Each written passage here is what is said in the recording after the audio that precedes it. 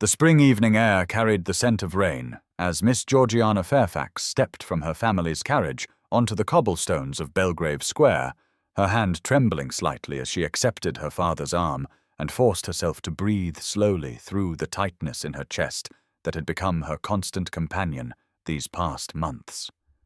Lady Hertford's mansion blazed before them like a temple of judgment, every window ablaze with candlelight that spilled onto the street, where dozens of carriages queued to deliver London's most distinguished families to what everyone agreed was the season's most important ball. And Georgiana knew with a certainty that made her stomach clench that tonight would likely decide the rest of her life. Lord Fairfax squeezed her elbow gently, the gesture meant to be reassuring, but only reminding her of how much thinner he had become since the railway investments had failed, how the lines around his eyes had deepened with worry he tried to hide from her, and she straightened her spine and lifted her chin because she would not add to his burdens by showing her own fear. Her gown of ivory silk with delicate rose embroidery had cost more than they could afford, one final extravagance her father had insisted upon, saying his daughter would not enter the marriage market looking like a pauper even if they were dangerously close to becoming exactly that. And as they climbed the marble steps between towering columns, she caught sight of her reflection in the great glass doors and barely recognized the poised young woman in expensive silk, her chestnut hair arranged in an elaborate style that had taken her maid 2 hours to perfect, her face carefully composed into an expression of serene pleasantness that revealed nothing of the desperation churning beneath. The butler announced them in ringing tones that carried across the entrance hall, and Georgiana felt the familiar weight of eyes turning toward them, assessing, calculating, determining their worth with the cold precision of merchants at market, and she knew what they saw, a once prominent family now teetering on the edge of ruin, a daughter of good breeding and adequate looks, whose primary value lay in her willingness to accept a match that would restore her family's fortunes, regardless of her own feelings on the matter. Lord Edmund Whitmore materialized at her side almost before they had cleared the receiving line, his broad face flushed with the self-satisfaction of a man who believed himself generous for courting a woman beneath his financial status, and he bowed over her hand with proprietary confidence that made her skin prickle with instinctive resistance she had no right to indulge. "I have been counting the minutes until your arrival, Miss Fairfax," he declared, loud enough for those nearby to hear, his fingers lingering on hers longer than necessary as he smiled at her father with the expression of a man who had already closed a business deal and was merely waiting for the papers to be signed. Lord Fairfax returned the smile with visible relief because Edmund Whitmore represented salvation, a wealthy viscount whose income from northern coal mines would not only rescue them from debt, but restore their social position. And it did not matter that Edmund spoke to Georgiana as if she were a promising horse he intended to purchase, or that his idea of courtship consisted of lengthy monologues about his own importance, punctuated by perfunctory inquiries into her needlework. They entered the ballroom, and Georgiana's breath caught despite everything, because Lady Hertford had transformed the enormous space into something from a fairy tale. Thousands of candles blazing in crystal chandeliers that cast dancing light across floor-to-ceiling mirrors, multiplying the crowd of 400 guests in their finest silks and jewels into what seemed like thousands, an endless sea of wealth and privilege that she was meant to join permanently through marriage to a man she could barely tolerate. The orchestra played from the mezzanine level, the sweet strains of a waltz floating down over the crowd, and through the French doors that stood open to the gardens she could see couples stealing moments of relative privacy beneath the moonlight, their shadows merging in ways that made her chest ache with longing for something she had no name for and no right to want. Edmund was speaking again, something about his newest carriage, or perhaps his London house. She had stopped listening as she scanned the crowd with the practiced eye of someone who had attended these events since she was 17 and had learned to read the subtle hierarchies and shifting alliances that governed their world, noting which families stood together and which maintained careful distance, which young ladies had secured the attention of eligible gentlemen, and which stood with the slightly desperate brightness of those running out of time. Then her gaze snagged on a figure standing alone near the terrace doors, slightly apart from the crowd, and her heart performed an odd little skip that had nothing to do with nerves and everything to do with the dark-haired man whose very stillness seemed to command attention more effectively than movement ever could. Sebastian Wentworth, the Duke of Ashford, was watching her with an intensity that made heat rise to her cheeks, his grey eyes fixed on her face with a focus that felt almost physical, and for a moment the crowded ballroom seemed to fall away until there was only that steady gaze that saw her in a way no one had looked at her in longer than she could remember. She had never been formally introduced to the Duke, though of course she knew who he was. Everyone did. The most desired bachelor in England, who had rejected every matrimonial scheme for 7 years with such consistent coldness that mothers had stopped throwing their daughters at him and started warning them that the Duke of Ashford had ice where his heart should be. He was taller than most men in the room, his dark evening clothes perfectly tailored to emphasize broad shoulders and a lean, athletic build, his features aristocratic and severe, with high cheekbones and a firm mouth that looked unused to smiling. And there was something in his bearing that suggested coiled tension, a man holding himself in rigid check for reasons Georgiana could not begin to guess. Edmund's hand closed on her arm, drawing her attention back with the subtle pressure of ownership, and when she glanced back toward the terrace doors, the Duke was still watching her, but now his jaw had tightened almost imperceptibly as Edmund steered her toward the dance floor with the confident assumption that her card belonged to him by right. The first dance was a country reel that required concentration, giving Georgiana an excuse not to respond to Edmund's running commentary on the various guests, their fortunes, their scandals, their weaknesses that he catalogued with the glee of someone who enjoyed feeling superior. And she smiled and nodded and tried not to notice that the Duke had moved to a position where he could observe the dancers, his expression unreadable, but his attention never wavering from her.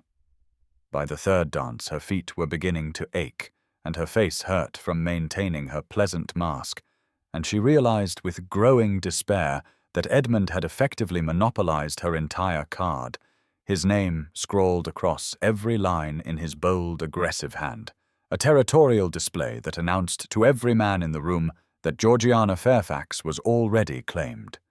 She caught whispers behind fans as she passed, pitying glances from older matrons who had once been fond of her mother, speculative looks from younger ladies who were relieved not to be in her position, and through it all she held her head high and pretended not to care that her future was being decided by financial necessity, rather than anything resembling affection or respect.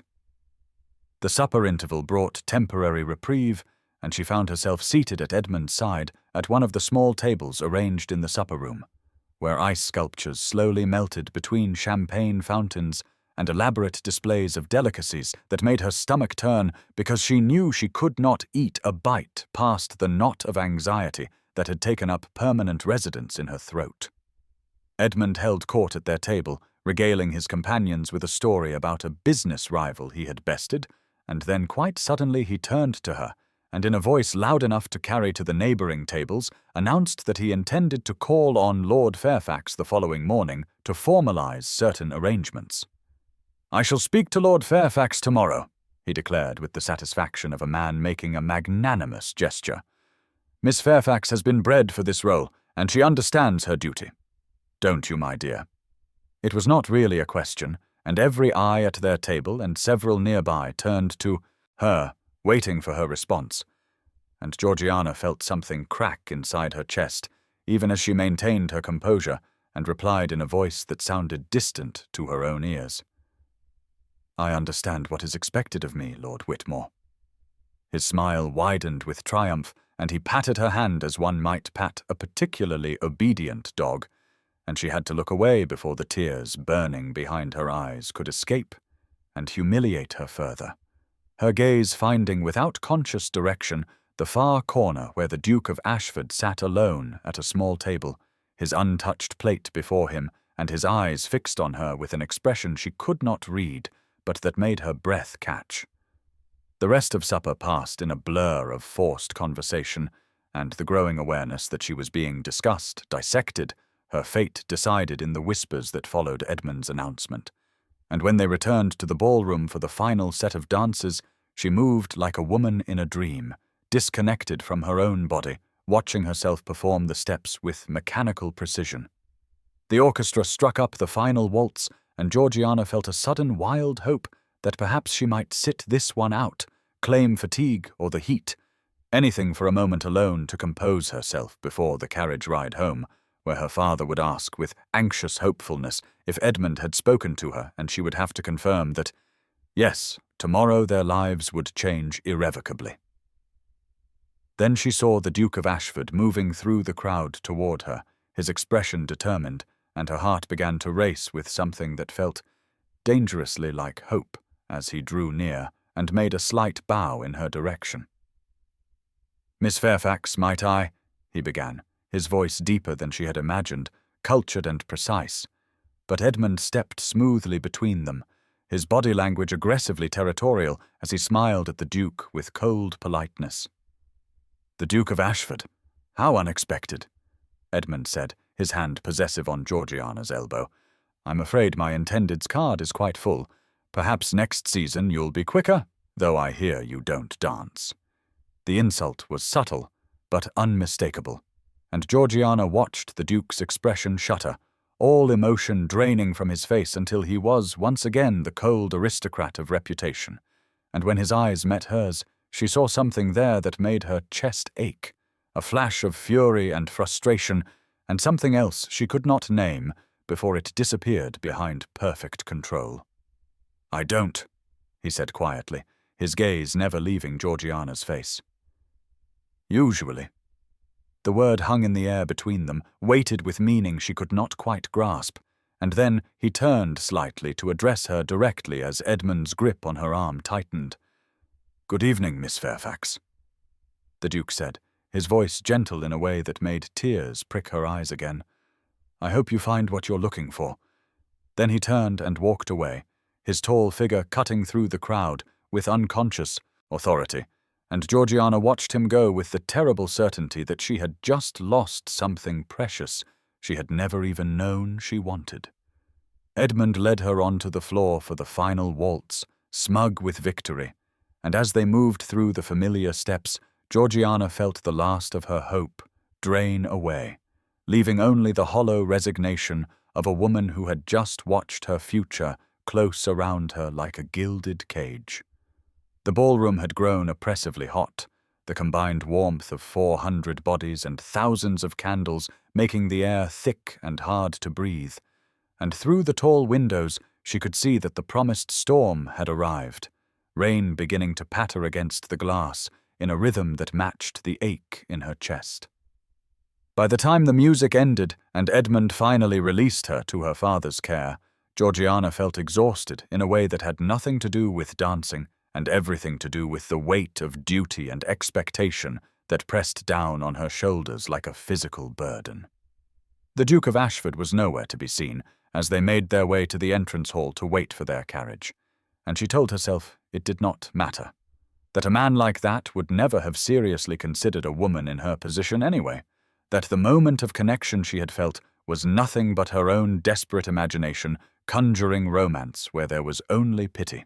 The rain had intensified by the time their carriage arrived, drumming on the roof as they settled inside for the short ride home, and Lord Fairfax smiled at her in the darkness with relief and gratitude that made her want to weep. "Lord Whitmore seems very pleased," her father said gently. "You have done well tonight, my dear." Georgiana nodded because she could not trust her voice, and as the carriage rolled through the wet London streets, she pressed her forehead against the cool glass and watched the blurred lights pass by, trying not to think about grey eyes that had seen her with uncomfortable clarity, or the way her heart had raced when the Duke of Ashford had said her name, because none of that mattered now. Tomorrow Edmund would call on her father, arrangements would be made, contracts would be signed, and she would become what she had always been destined to be, a solution to a financial problem, a woman whose worth was measured in pounds and social connections rather than in dreams or desires or anything resembling love. But for now, in the privacy of the dark carriage with rain obscuring the world outside, she allowed herself one moment of grief for the life she would never have, the choice she had never been given, before she straightened her spine and prepared to face the future that duty demanded, little knowing that across London in his Mayfair townhouse, Sebastian Wentworth, Duke of Ashford, sat in his study with a glass of untouched brandy and made a decision that would change both their lives forever. The morning light filtering through the study windows held none of the promise that spring mornings should carry, and Georgiana sat rigidly in the chair her father had indicated, her hands folded in her lap, with the precise deportment that years of training had made automatic, while Lord Fairfax paced behind his desk with an energy she had not seen in months, his face animated with relief that made her heart sink even as she tried to feel grateful that at least one of them would find happiness in the arrangement being finalized today. Edmund was expected within the hour. His note had arrived with breakfast announcing his intention to call on Lord Fairfax regarding a matter of mutual interest and benefit, the phrasing so coldly transactional that Georgiana had set down her tea untouched and excused herself from the breakfast table before her father could see the despair she could no longer quite hide. The study smelled of pipe tobacco and old leather, familiar scents from childhood when she would sit on the floor while her father worked and her mother read aloud from whatever novel had captured her fancy. But those days felt impossibly distant now, separated from the present by her mother's death and her father's poor investments and the slow erosion of everything that had once felt secure.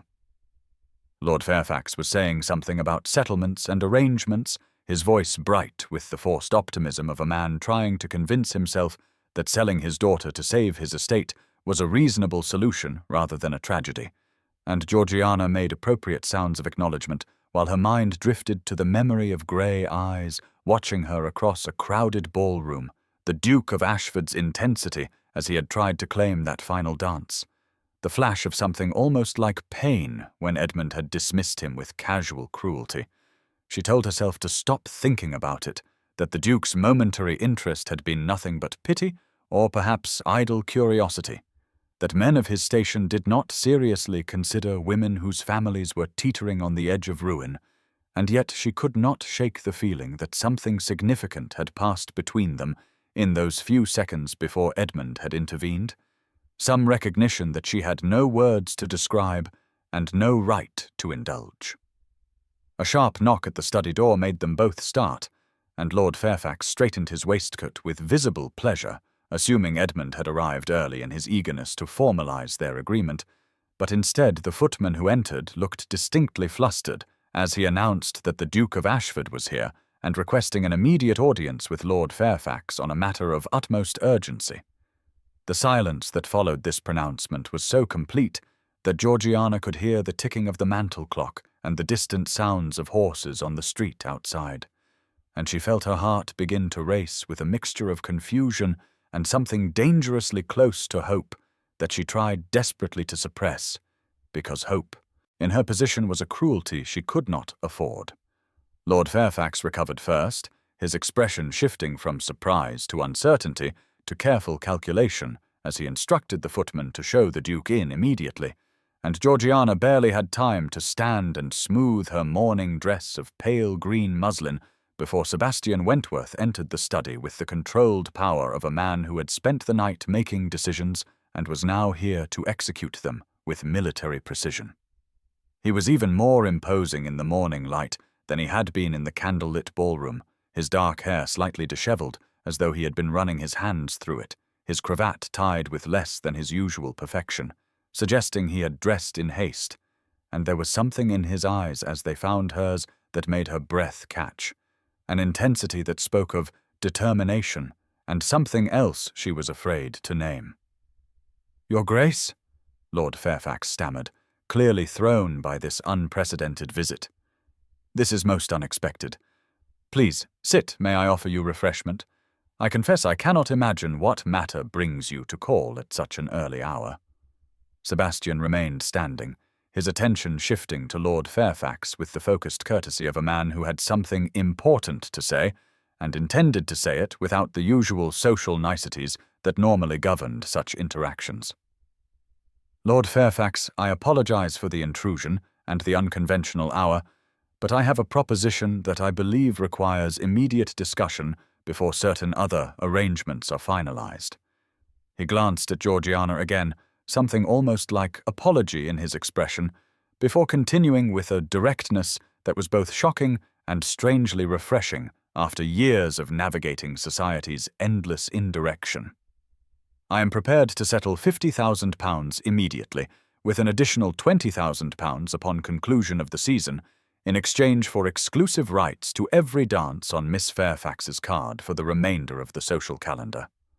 The words hung in the air like something solid, and Georgiana felt the room tilt slightly as she struggled to process what she had just heard, while her father made a strangled sound that might have been surprise or confusion, or both.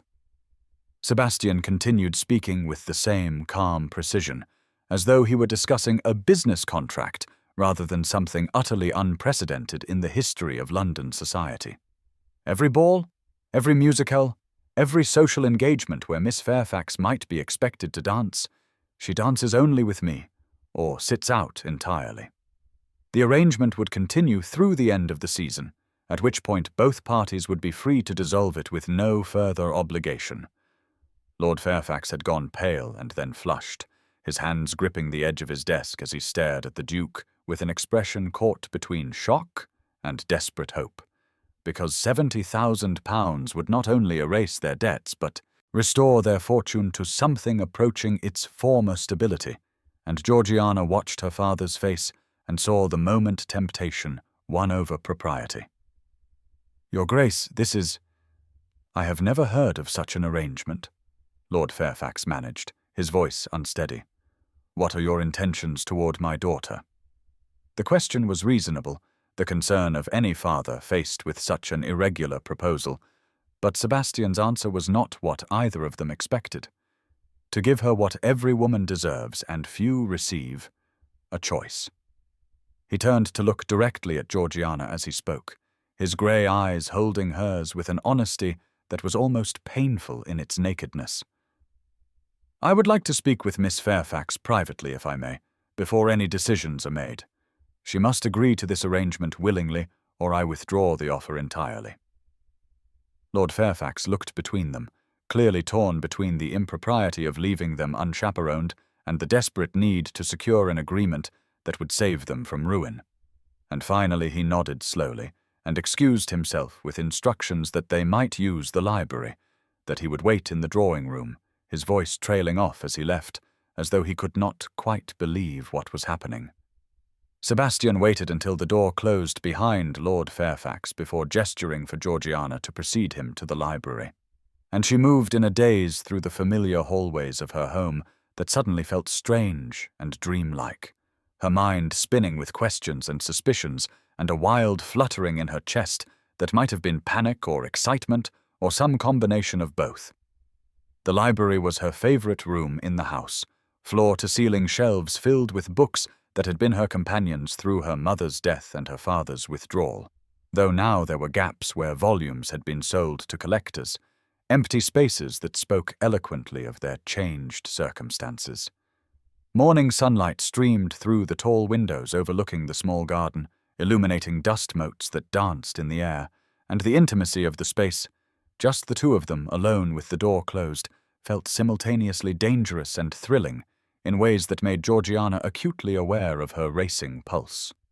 She turned to face him, drawing on reserves of composure she had not known she possessed, and lifted her chin with the pride of a woman who had been humiliated enough and would not suffer it again without protest. "So I am to be traded from one man's possession to another's," she said, her voice trembling slightly with anger she could no longer contain. "How is this different from Lord Whitmore's presumption?" Sebastian flinched as though she had struck him, and for a moment his careful control slipped enough that she saw genuine pain cross his features before he mastered it and stepped closer, though still maintaining a respectful distance that somehow made his intensity more affecting rather than less. Because you can say no, he said quietly, his voice rough with emotion he was clearly struggling to contain. Right now. Say no, and I will leave and never speak of this again. Your father need never know this conversation happened. I will tell him you found the arrangement insulting and I withdrew the offer. You can accept Whitmore's suit or find another match or do whatever you choose, but it will be your choice, not mine. Georgiana stared at him, searching his face for any sign of mockery or cruelty, and finding only earnest sincerity that disarmed her anger and left her floundering in confusion. And if I say yes? She asked after a long pause during which she was intensely aware of the sound of her own breathing. What happens at the end of the season? Whatever you wish, Sebastian replied, his eyes never leaving hers. I make no claims on you beyond the dances I have paid for. If at the end of the season you decide you prefer Whitmore or another suitor, you are free to accept them. If you decide you prefer to remain unmarried, that is also your right. I will not use this arrangement to manipulate or coerce you into anything beyond what we explicitly agree to now. It was too much, too unprecedented, and Georgiana felt her defenses crumbling under the weight of his directness, even as her pride bristled at the fundamental transaction underlying his offer. Men always want something, Your Grace, she said, the words coming out more bitter than she had intended. What do you really want from this arrangement? Sebastian was silent for a long moment, his gaze holding hers with an intensity that made her feel as though he could see straight through to her soul, and when he finally spoke his voice was so quiet she had to lean slightly forward to hear him clearly. Yes, he said. I want to see you smile without that look of resignation you wore last night. I watched that man treat you like chattel, like a possession he had already acquired, and I saw something die in your eyes with each dance, each proprietary touch, each word that reminded you that your worth was being measured in pounds rather than in the qualities that actually matter. I want to give you time and freedom to choose your own path, even if that path does not include me. I will pay any price for that, even if the smile I am hoping to see is never directed at me. The raw honesty of his words stole her breath, and she had to look away from the naked vulnerability in his expression, her mind racing through the implications of what he was offering. It was still a transaction, still money exchanged for her company, but he was right that there was a crucial difference. He was offering her choice rather than demanding compliance, and she could walk away at the end with no obligation beyond what she willingly gave.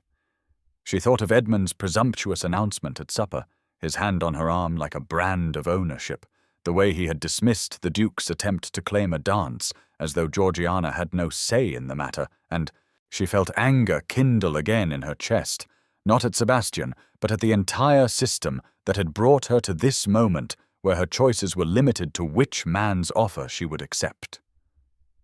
I need to understand something, she said finally, turning back to face him with her arms wrapped around herself, as though she could hold in the confusion and fear and desperate hope that threatened to overwhelm her.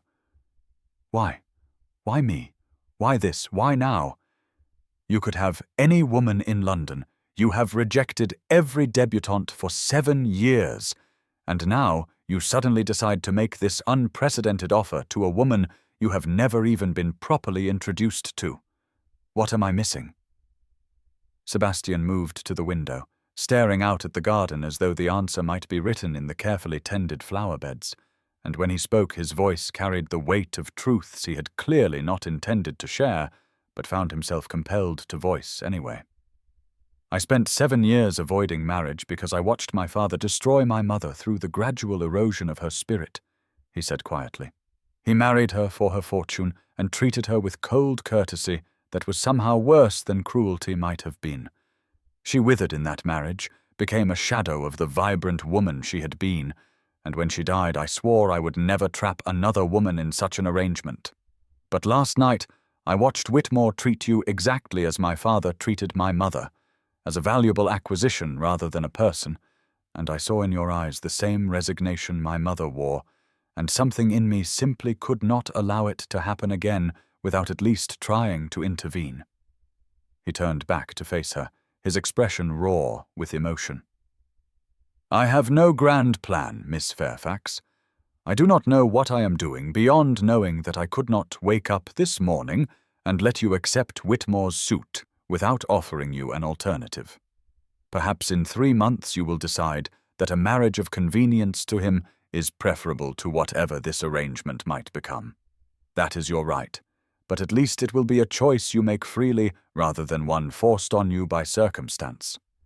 Georgiana felt tears prick her eyes at the painful honesty in his words. This powerful duke who could have anything he wanted, admitting that he was acting on impulse and emotion rather than calculated strategy. And she realized that he was taking as much of a risk as she was, perhaps more, because he was violating every rule he had set for himself in order to offer her freedom. The silence stretched between them, weighted with possibility and danger in equal measure, and she knew that whatever she decided in this moment would alter the course of her life irrevocably. "If I agree," she said slowly, testing each word before she spoke it, "I want your promise that at the end of the season I am truly free to choose. No manipulation, no pressure, no using my father's gratitude or my own sense of obligation to coerce me into a match I do not want." Sebastian crossed the distance between them in 2 long strides, taking her hands in his with a gentleness that contrasted sharply with his obvious intensity. "You have my word as a gentleman and as a duke," he said firmly. "At the end of the season, you are free to choose whatever and whomever you wish. I will accept your decision without protest or interference." She searched his face one more time, looking for any sign of deception and finding only earnest sincerity that made her chest ache with something she was afraid to examine too closely. "Very well," she said, her voice steadier than she felt. "I accept your offer, Your Grace." Something shifted in Sebastian's expression, relief and triumph, and something else that made her pulse quicken, but he simply bowed over her hands with perfect courtesy and said quietly, "Thank you, Miss Fairfax. I promise you will not regret this." They returned to the study where Lord Fairfax waited with barely concealed anxiety, and Sebastian laid out the terms with business-like efficiency, the immediate settlement, the additional payment at season's end, the exclusive arrangement regarding all social dancing, the freedom for both parties to withdraw at the conclusion without further obligation. Lord Fairfax listened with an expression that cycled through shock and hope and disbelief, and when Sebastian asked if the terms were acceptable, her father nodded slowly, his eyes finding Georgiana's, with a question she answered with a small nod of her own. The Duke produced papers already drawn up by his solicitors, evidence that he had spent the entire night not sleeping but planning this intervention with meticulous care, and within an hour the agreements were signed, and Sebastian was taking his leave with a promise to call the following day to discuss their first social engagement together. After he left, Georgiana stood at the study window and watched his carriage roll away down the street, and tried to ignore the fact that her hands were shaking and her heart was racing, and nothing in her carefully ordered world made sense any more. Lord Fairfax came to stand beside her, placing a gentle hand on her shoulder. "Are you quite certain about this, my dear?" he asked quietly. "It is most irregular, and I would not have you feel pressured into an arrangement that makes you uncomfortable, even if the financial relief is considerable." Georgiana turned to him with a small smile that felt more genuine than any expression she had managed in months. "I am certain, Papa," she said. "For the first time in a very long time, I am choosing something for myself rather than accepting what circumstances dictate. That alone makes it worthwhile, whatever comes of it." Within hours the news had spread through London society with the speed of wildfire, servants gossiping to servants, morning callers noting the Duke of Ashford's early visit to the Fairfax residence, and by afternoon the drawing-rooms of Mayfair were buzzing with speculation about The unprecedented arrangement between the cold duke and the impoverished beauty he had apparently decided to claim for himself.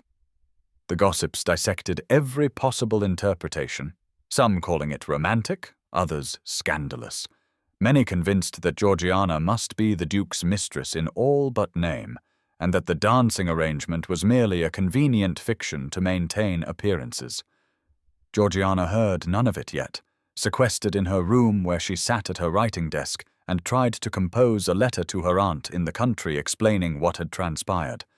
But the words would not come because she herself did not fully understand what had happened, or what it meant, or why her heart felt lighter than it had in years, despite the scandal she knew was brewing. Outside her window, London carried on with its usual business, carriages rolling past, vendors calling their wares, the city humming with life and gossip, and the endless social machinations that governed their world.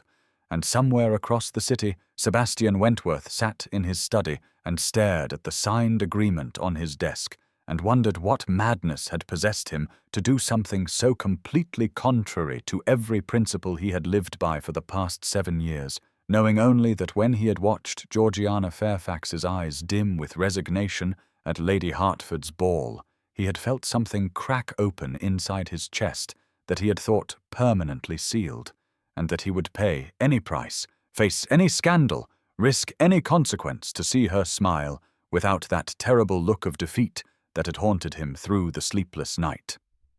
And now's the time to stop and subscribe to our channel. Every subscriber brings us closer to 1,000, which helps us keep these stories alive and coming your way. If you enjoyed this video, don't forget to like it and drop a comment telling us where you're watching from. It's always amazing to see how far these tales travel across the world. Now let's continue. The 3 days between Sebastian's unprecedented offer and their first public appearance together had passed in a blur of anxious preparation and mounting dread. And now Georgiana stood in her dressing room while her maid fastened the final hooks of her gown, a creation of midnight blue silk that her father had insisted on purchasing despite her protests, saying that if she was to be the subject of London's gossip, she would at least look magnificent while enduring it. And she had to admit, as she studied her reflection, that the deep blue brought out the amber in her eyes and made her skin glow like cream against the rich fabric. The whispers had already begun, of course, spreading through drawing rooms and gentlemen's clubs with vicious speed, some calling the arrangement romantic in that breathless way people spoke of fairy tales, others declaring it the height of scandal, and more than a few convinced with absolute certainty that Georgiana had become the Duke of Ashford's mistress, and the dancing arrangement was merely a convenient fiction to allow them to appear together publicly without completely destroying what remained of her reputation. She had heard it all from well-meaning friends who called to express concern, and from her father's business associates who could not quite hide their speculation behind polite congratulations. And with each retelling she had felt the weight of judgment pressing down on her shoulders until she could barely breathe under the scrutiny of a society that had once ignored her and now watched her every move with rabid fascination. Sebastian's carriage arrived precisely at 8 o'clock, and Georgiana descended the stairs with her heart hammering against her ribs in a rhythm that had nothing to do with the physical exertion and everything to do with the knowledge that tonight would either validate her choice or prove it the worst mistake of her life. He was waiting in the entrance hall, immaculate in black evening clothes that emphasized his height and the breadth of his shoulders, and when he looked up at her approach, something flickered in his grey eyes that made her breath catch, an expression too quickly masked but unmistakably appreciative, and she felt heat rise to her cheeks at the intensity of his gaze. "You look beautiful," he said simply, the words quiet enough that only she could hear, and there was nothing practiced or artificial in the compliment, just a statement of fact delivered with the same directness that characterized everything about him. She murmured her thanks and accepted his arm, feeling the solid strength of him beneath the fine fabric of his coat, and as they walked to the waiting carriage, she was acutely aware of the neighbors' curtains twitching, the whispers that would follow this departure, the fact that her life had become a spectacle for others to dissect and judge. The Duchess of Somerset's estate in Kensington was even grander than Lady Hertford's Belgravia mansion, its massive stone facade lit by hundreds of lanterns that transformed the formal gardens into something from a dream. And as their carriage rolled up the long drive, Georgiana could see other arrivals. A river of silk and jewels flowing toward the entrance, and she felt her anxiety spike to near panic. "I can feel them all watching," she whispered as they descended from the carriage and joined the stream of guests, her hand tightening on Sebastian's arm. This was a terrible idea. "Then let them watch," he replied calmly, covering her hand with his own in a gesture that was both reassuring and possessive. "They will see a beautiful woman dancing with the luckiest man in London." She looked up at him sharply, searching his face for mockery and finding only steady sincerity. "You do not believe that?" she said, half statement and half question. "Do I not?" he countered, the corner of his mouth lifting slightly. "I am the only man here who gets to dance with you. Seems fortunate to me." The entrance hall was a soaring space of marble and gold, and the moment they appeared together the whispers began, a susurrus of sound that followed them like a wake as they made their way toward the ballroom. Georgiana kept her chin high and her expression serene, drawing on years of training that had taught her to mask her true feelings behind a pleasant facade. But inside, she felt exposed and vulnerable in a way that made her want to flee back to the safety of her father's house. The ballroom itself was breathtaking, its domed ceiling painted with classical scenes of gods and heroes, the walls hung with silk in shades of cream and gold, and chandeliers so massive they seemed to hold entire constellations of candles that cast dancing light across the crowd of at least 500 guests, more than she had ever seen gathered in one place. She spotted familiar faces, Lady Caroline looking sympathetic from across the room, several of her father's friends nodding politely, but their wives turning away with expressions of disapproval, and there against the far wall stood Edmund Whitmore, his face a mask of cold fury as he watched them enter. And Georgiana felt a chill run down her spine at the naked hatred in his eyes. Sebastian must have felt her tense because his hand covered hers again briefly. "Ignore him," he murmured. "He has no claim on you, and no right to his anger." The orchestra was already playing, couples whirling across the polished floor in a waltz that made Georgiana's stomach clench with nerves, because dancing with Sebastian in a crowded ballroom where every eye would be upon them was entirely different from the abstract idea of dancing she had agreed to in her father's library. Sebastian led her toward the floor with unhurried confidence, and as they took their positions, she was suddenly terrified that she would stumble, that her feet would not remember the steps, that she would humiliate both of them in front of the entire ton. "Look at me," Sebastian said quietly, his hand settling at her waist with firm gentleness. "Pretend we are the only two people here." She met his eyes and found herself anchored by the steadiness she saw there, and then the music swelled and they were moving, and she discovered that Sebastian Wentworth was an exquisite dancer, guiding her through the turns with such skill that she felt weightless, her feet following his lead without conscious thought as they swept across the floor. The whispers faded into background noise as she focused on his face, the strong lines of jaw and cheekbone, the grey eyes that held hers with unwavering attention. And gradually, she felt her terror transforming into something else, something almost like exhilaration as they moved together in perfect synchronization. "You dance beautifully," she said, surprised into honesty. I had not expected such grace from a man with a reputation for avoiding ballrooms. "I had excellent tutors," he replied, and then, after a pause, added with the hint of a smile, "And I find I am highly motivated to make a good impression on my partner this evening." Despite everything, despite the watching crowd and the weight of scandal and her own uncertainty about what she had agreed to, Georgiana felt a laugh bubble up in her chest and escape before she could contain it, and Sebastian's eyes brightened at the sound. "There," he said softly. "That is what I wanted to see." They completed the waltz, and he led her from the floor, and immediately claimed her hand for the next dance, a country reel that required less conversation but more concentration on the patterns. And through it all, Georgiana was intensely aware of the scrutiny they were under, the fans fluttering with whispered speculation, the way other dancers gave them slightly more space than was strictly necessary, as though scandal might be contagious. By their third dance together, another waltz, she had relaxed enough to feel bold. "Why have you never married?" she asked abruptly, deciding that if she was going to be the subject of gossip, she might as well use this arrangement to satisfy her own curiosity. "And do not deflect. You bought the right to my time. I am spending it however I choose." Sebastian looked startled for a moment, and then he laughed, a genuine sound of surprised pleasure that transformed his usually severe features into something almost boyish. "You are not what I expected, Miss Fairfax," he said. "Most women would not dare be so direct. Most women have not had their dance cards purchased for an entire season." She countered. "I think unusual circumstances permit unusual behavior." "Fair enough," he conceded, and his expression grew more serious as he guided her through a turn.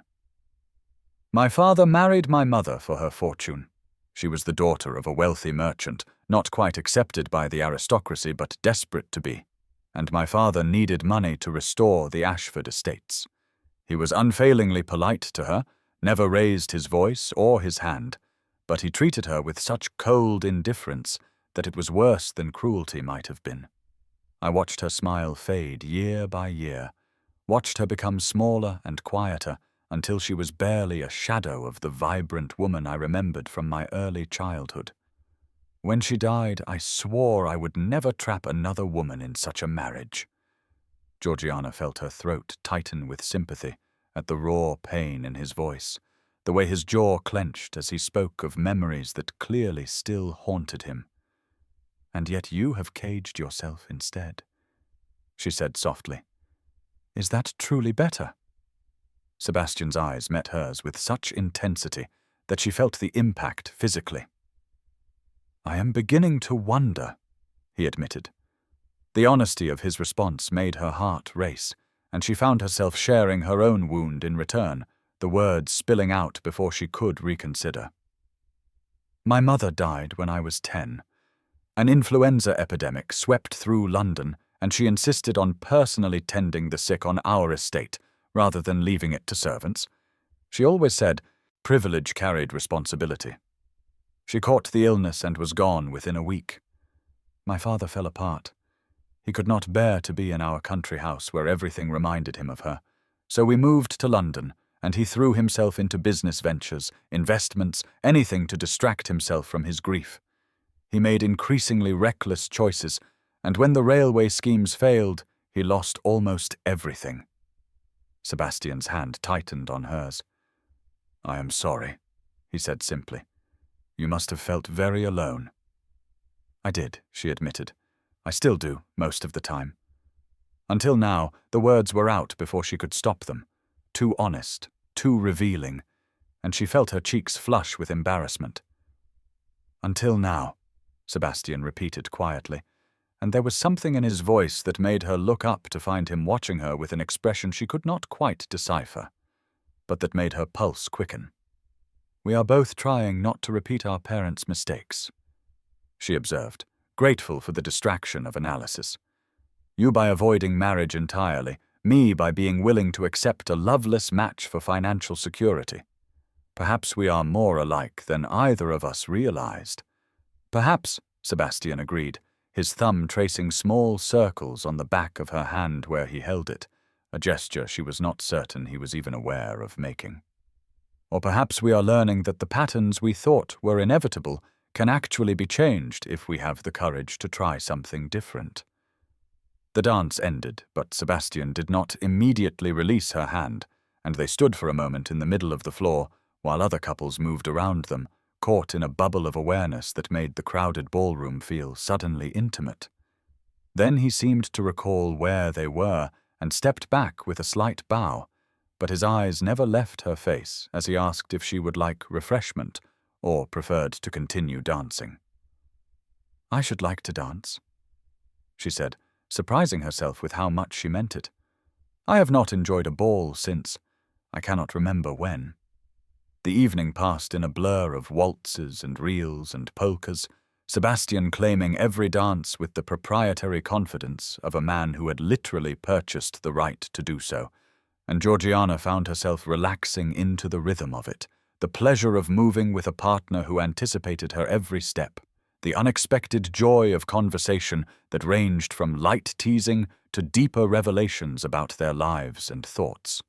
She noticed other women watching them with undisguised envy, their eyes following Sebastian with the hunger of those who had pursued him for years without success, and she felt a forbidden pleasure at being the one on his arm, the one he smiled at with genuine warmth rather than polite distance. During a brief interval when Sebastian went to procure champagne, Lady Caroline materialized at Georgiana's side with eyes bright with curiosity. "My dear, you must tell me everything," she said in an urgent whisper. "The entire ballroom is talking about nothing but you and the Duke. Is it true he paid your father £50,000 merely for the right to dance with you?" Georgiana felt her cheeks warm. "I would prefer not to discuss the financial details, but yes, we have an arrangement for the season." Lady Caroline's expression softened. "And are you happy with this arrangement?" Georgiana considered the question, glancing across the room to where Sebastian stood speaking with the Duke of Somerset, his tall figure commanding attention even in a crowd of distinguished men. To her surprise, "I think I am," she said quietly. "Or at least, I am happier than I would have been accepting Lord Whitmore's suit." "That much is certain," Lady Caroline agreed with feeling. "Whitmore has been poisoning every ear he can find with suggestions that you and Ashford are engaged in something scandalous. But I notice you are smiling more tonight than I have seen in months, so I think perhaps the scandal is worth it." Sebastian returned with champagne, and Lady Caroline excused herself with a meaningful look, and as Georgiana sipped the cool sparkling wine, she felt some of her remaining tension dissolve. The ballroom had grown warmer as the evening progressed, the combined heat of hundreds of bodies and thousands of candles, making the air thick and fragrant with mingled perfumes and the scent of hothouse flowers that filled every available surface. Through the tall windows she could see the formal gardens lit by lanterns, and beyond them the full moon rising over the estate, casting silver light across the manicured lawns. They danced again and again, and somewhere during their 7th or 8th turn around the floor, Georgiana realized that she had stopped counting the dances, stopped worrying about the watching crowd, stopped thinking about anything except the man guiding her through the steps with such focused attention that she felt like the only woman in the world. "Thank you, Your Grace," she said, as the orchestra began what she knew would be the final waltz of the evening. "I have not enjoyed myself this much in longer than I can remember." "Sebastian," he corrected gently. "When we are dancing, call me Sebastian." The intimacy of using his given name made her breath catch, but she tried it tentatively. "Sebastian." His eyes darkened at the sound of his name on her lips, and his hand tightened at her waist. "Yes," he said, his voice rougher than usual. "Just like that." They danced the final waltz in silence, but it was a comfortable quiet, weighted with awareness and the sense of something shifting between them, some barrier beginning to crack. When the music ended, and Sebastian finally, reluctantly released her, Georgiana felt the loss of his touch like a physical ache. The crowd began to disperse, guests calling for their carriages, the spell of the evening beginning to break, and Sebastian offered his arm to escort her out into the soft summer night. A light rain had begun to fall, while they were inside, barely more than mist, and the air smelled clean and fresh after the oppressive heat of the ballroom. They waited under the portico for his carriage to be brought round, and Georgiana was acutely aware of his presence beside her, the solid warmth of him, the way he angled his body slightly to shield her from the damp breeze. I meant what I said earlier, Sebastian told her quietly. I am the luckiest man in London, not because of my title or fortune, but because I get to spend my evenings dancing with you. Georgiana looked up at him, this complicated man who had charged into her life with an outrageous proposal and somehow given her the first genuine happiness she had felt in years. I think perhaps we are both lucky, she said softly, to have found each other, even under such unusual circumstances. His carriage arrived, and he handed her up with careful courtesy, settling beside her for the short ride back to her father's house.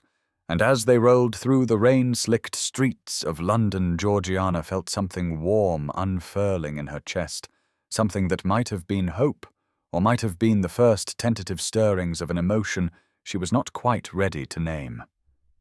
Sebastian walked her to her door, and in the shadowed privacy of the entrance, he took her hand and raised it to his lips, his eyes holding hers with an intensity that made her pulse race. "Sleep well, Georgiana," he said, and the sound of her name in his deep voice sent shivers down her spine. "I shall call tomorrow to discuss our next engagement." She watched from the window of her room as his carriage disappeared into the misty night, and when she finally turned away, she caught sight of her reflection in the looking-glass and was startled by what she saw. The woman staring back at her was flushed and bright-eyed, her lips curved in a smile she had not consciously put there, and she looked alive in a way she had not looked in years, as though something that had been dormant within her had suddenly awakened. Across London in his Mayfair townhouse, Sebastian dismissed his valet and stood at the window of his study, staring out at the rain without really seeing it, his mind full of amber eyes and spontaneous laughter, and the way Georgiana had felt in his arms as they danced, so perfectly matched to his movements that it was as though they had been dancing together for years rather than hours. He had told himself this arrangement was about giving her choice, about preventing her from being trapped as his mother had been trapped, and those things were true. But he was beginning to suspect there was another truth beneath the noble justification, that from the moment he had seen her across Lady Hertford's ballroom, with resignation in her eyes and grace in her bearing, despite the humiliation she was enduring, something in him had recognized something in her, a kindred spirit, a fellow survivor of parents' mistakes, someone who might understand the walls he had built, and why he had built them.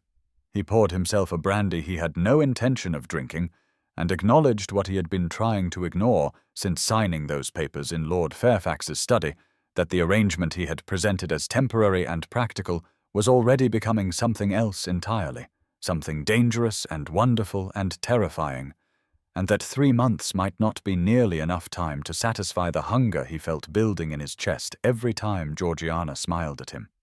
The rain intensified, drumming against the windows in a rhythm that matched his racing thoughts, and Sebastian stood alone in his study and wondered what madness had possessed him to think he could spend an entire season in Georgiana Fairfax's company without falling completely and irrevocably in love with her, and whether perhaps that had been his intention all along, hidden even from himself until it was too late to retreat. In her bedchamber, Georgiana lay awake and stared at the ceiling, reliving every moment of the evening, every word exchanged, every touch of Sebastian's hand on hers, and she tried to tell herself that the warmth spreading through her chest was simply gratitude for being rescued from Edmund's presumptuous suit. But she knew she was lying to herself, knew that what she felt when she looked into Sebastian's grey eyes and saw them soften as he watched her laugh was something far more dangerous than gratitude, something she had promised herself she would not allow because their arrangement had an expiration date and she could not afford to lose her heart to a man who had made it clear he had no intention of marrying anyone. But as sleep finally claimed her, and her dreams filled with the memory of strong arms guiding her through a waltz and a deep voice calling her beautiful, Georgiana had to admit that it might already be too late for such sensible precautions, that the walls around her own heart were crumbling just as surely as Sebastian's were, and that whatever happened at the end of the season, she was already far more invested in this arrangement than simple self-preservation would recommend. The 3 weeks following the Duchess of Somerset's ball had passed in a blur of social engagements and stolen conversations, and Georgiana had discovered that happiness was not the quiet contentment she had always imagined, but rather a bright, fizzing sensation that made her feel perpetually breathless, as though she were standing on the edge of something vast and wonderful and terrifying all at once. Sebastian called for her nearly every evening, their routine now familiar to the point of comfort, his carriage arriving promptly at the appointed hour, his hand steady as he helped her ascend, the way his eyes would find hers across crowded ballrooms, with a look that made her pulse race no matter how many times she saw it. They had danced at Lady Pembroke's musicale and the Earl of Devonshire's ball and countless other gatherings where London society watched, their every interaction with fascination that ranged from romantic approval to scandalized disapproval. But Georgiana found she cared less and less what others thought as she grew more certain of what she herself felt, which was that Sebastian Wentworth had somehow become the most important person in her world, and the thought of the season ending and their arrangement dissolving filled her with a dread she tried desperately not to examine too closely. They talked during their dances, really talked in a way Georgiana had never experienced with another person, Sebastian sharing stories of his childhood at the Ashford estate and his years in India with the army, though she noticed he always stopped short of discussing why he had left military service, a shadow crossing his face whenever the topic approached that particular territory. She in turn told him about her mother's charity work and her own love of reading and the dreams she had harbored as a girl of traveling to Italy and Greece, dreams sometimes that had seemed impossibly distant when her only future appeared to be marriage to Edmund Whitmore, but that now felt tantalizingly possible again, as though Sebastian's intervention had opened doors she had thought permanently closed. London society remained divided on the propriety of their arrangement, the older matrons generally disapproving while younger people found it thrillingly romantic, and the gossip columns had taken to calling them the Duke and his dancing partner, with a mixture of amusement and speculation about whether the season would end in marriage or scandal. Edmund Whitmore had withdrawn from society after his humiliation, at least that was what Georgiana had heard from Lady Caroline, and she had felt only relief at not having to face his cold fury across crowded rooms, though sometimes she caught herself wondering if his absence was merely the calm before a storm. The Marquis of Blackwood's garden party arrived on a perfect June afternoon, the kind of day that seemed designed for pleasure, with cloudless blue skies and a gentle breeze carrying the scent of roses and freshly cut grass across the expansive lawns that sloped down toward the Thames. The estate in Richmond was one of the loveliest in England, its formal gardens giving way to natural parkland where deer grazed beneath ancient oaks and white pavilions had been erected on the lawn to provide shade for the 200 guests who had been invited to what promised to be the social event of the week. Georgiana wore a new dress of pale pink muslin with delicate embroidery at the hem and sleeves, and when Sebastian called for her that afternoon, his eyes had darkened with appreciation in a way that made her feel beautiful and desired in ways she had never experienced before.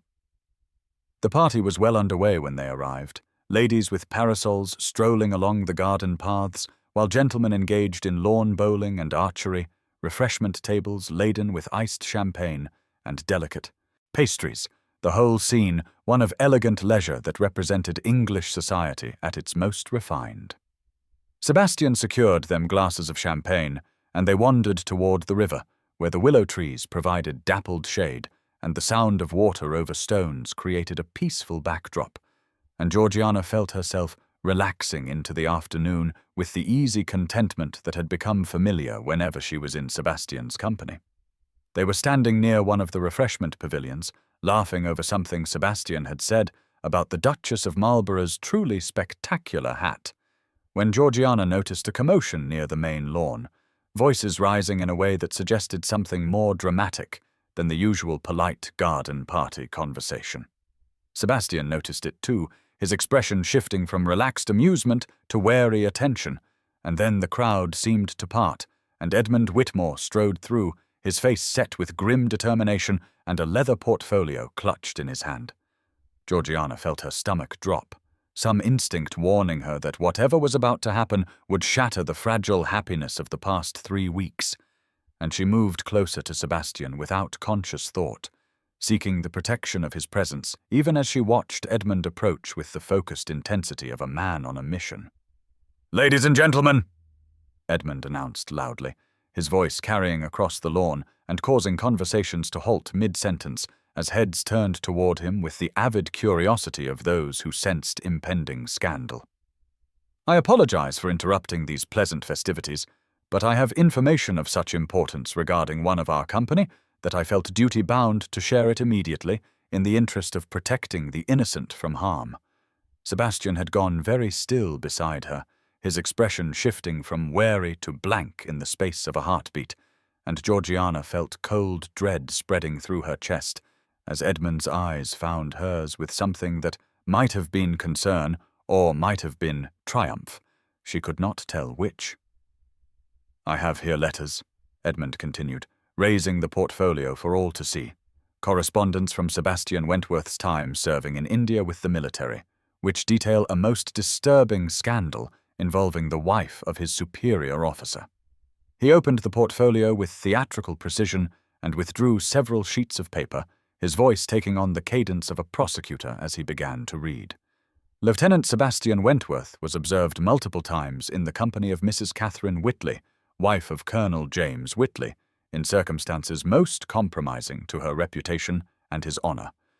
The gasps that rippled through the assembled guests seemed to suck all the air from the garden, and Georgiana stared at Edmund in horrified disbelief as he continued reading, his voice growing stronger with each damning phrase. The colonel's subsequent despair at his wife's infidelity and Lieutenant Wentworth's betrayal of his trust led to tragic consequences, culminating in Colonel Whitley's death by his own hand and Lieutenant Wentworth's hasty resignation from military service. A resignation which speaks eloquently to his guilt in this sordid affair. Georgiana turned to look at Sebastian, desperate for him to deny the accusations, to explain, to do something other than stand there with his face drained of color and his jaw clenched so tight she could see the muscle jumping beneath his skin. But he said nothing, made no move to defend himself, and his silence seemed to confirm every terrible thing Edmund had just implied. "The Duke of Ashford is no honorable gentleman," Edmund declared, his eyes burning with righteous fury as he addressed Georgiana directly.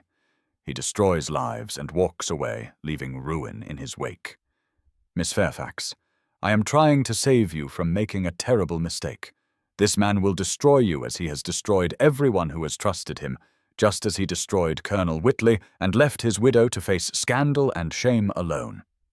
The crowd erupted into shocked whispers, fans fluttering with agitation as ladies pressed closer to hear better, and gentlemen exchanged meaningful glances that suggested they had suspected something of this nature all along.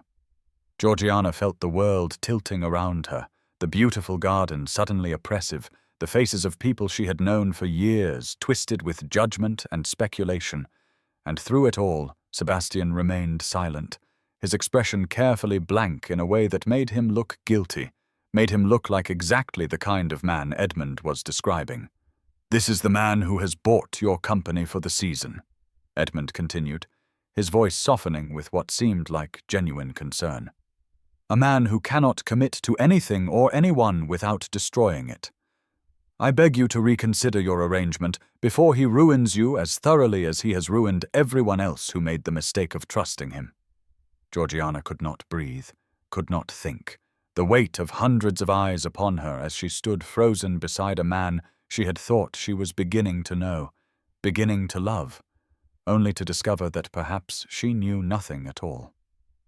She looked at Sebastian again, willing him to speak, to explain, to give her any reason to disbelieve what Edmund had just revealed. But he only met her gaze with something that looked heartbreakingly like resignation, as though he had been expecting this moment and had already accepted its inevitability. "I need," she started, her voice barely audible over the rising buzz of speculation. "I need a moment, please." She turned and fled before anyone could stop her, gathering her skirts and running across the lawn toward the river. Her vision blurring with tears, she refused to let fall until she was away from the crowd, away from the judgment and the whispers and the terrible expression on Sebastian's face that had looked like guilt and shame and defeat all tangled together. She found herself in a small grove of willow trees near the water's edge, the long branches hanging low to create a natural curtain that provided blessed privacy, and she collapsed onto a stone bench and finally let herself cry. Great shaking sobs that came from somewhere deep in her chest, where hope had been building for 3 weeks only to be shattered in the space of 5 minutes. The sound of footsteps on grass made her look up, and Sebastian stood at the edge of the grove, his face still that terrible mask of blank composure that revealed nothing, and somehow revealed everything. "Georgiana," he said quietly, "please let me explain." She stood, anger rising to replace the grief, because anger was easier, safer than acknowledging the pain of betrayal. "Explain what?" she demanded, her voice shaking. "Explain that everything Edmund said is true.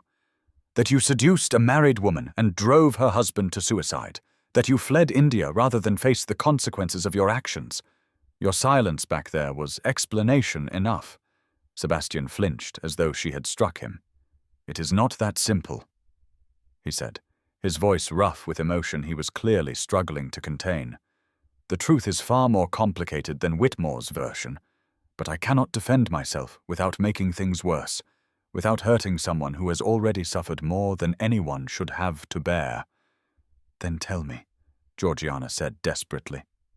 "Tell me the truth, all of it, not the version that protects me, but the real truth. Because right now I do not know what to believe, or who to trust, or whether the past 3 weeks have been built on lies." Sebastian moved closer, his hands clenched at his sides as though he did not trust himself to reach for her. "Colonel James Whitley was my commanding officer in India," he began, each word seeming to cost him. "He was well respected, connected to powerful families, everything a military man should be.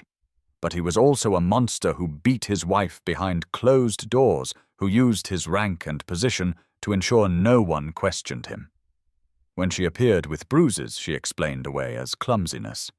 His voice cracked slightly, and he paused to gather himself before continuing. "I discovered the truth by accident, came upon him striking her in their quarters when I arrived early for a meeting.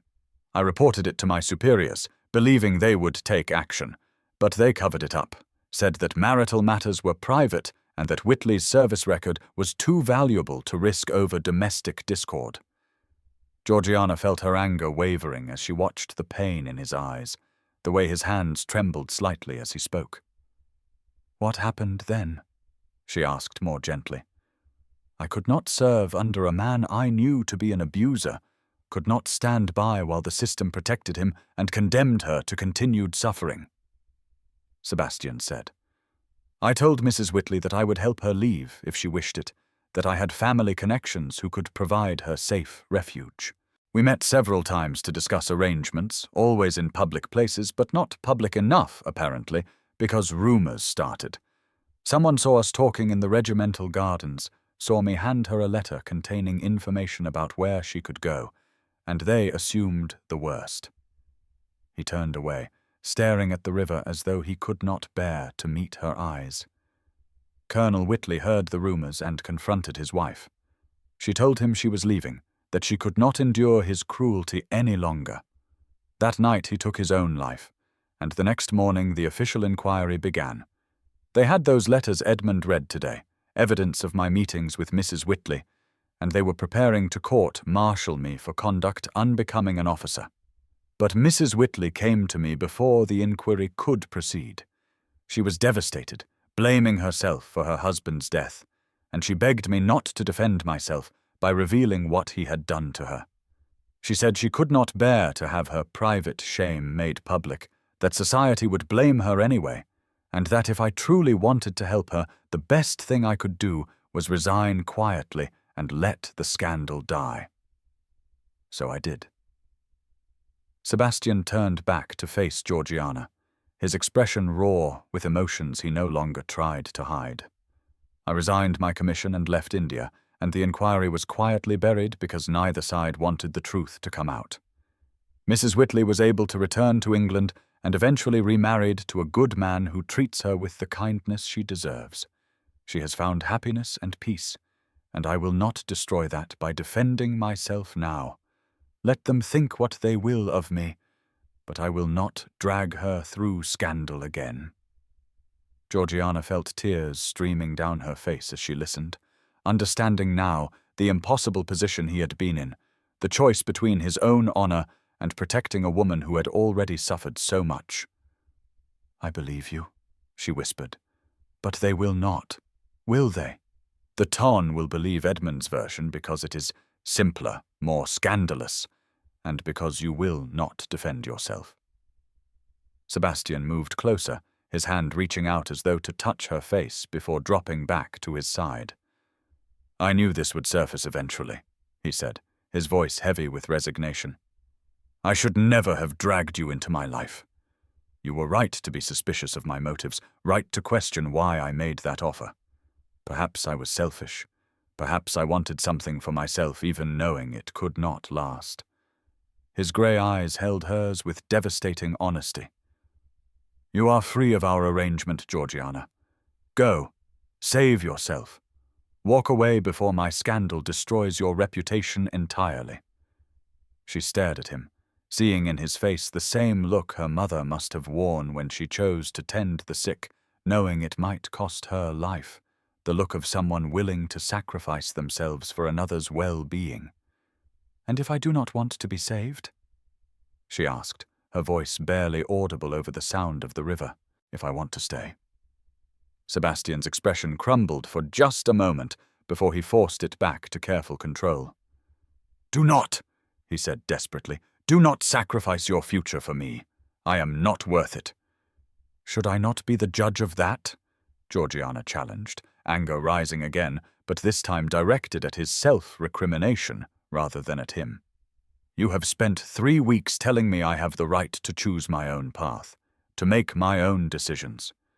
Do not take that away from me now by deciding what I can and cannot risk." "But this is different," Sebastian argued. "This is not about whether you prefer Whitmore or another suitor.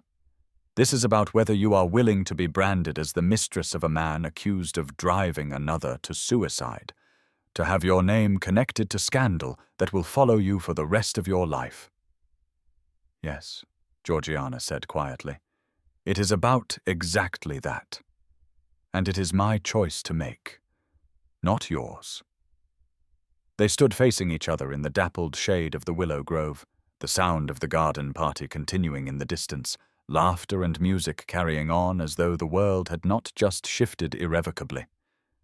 Georgiana could hear the whispers that would already be spreading through the crowd, the speculation about where she and Sebastian had disappeared to, the assumptions that Edmund's revelations would be taken as confirmed truth by her failure to immediately denounce Sebastian and return to the party on Edmund's arm.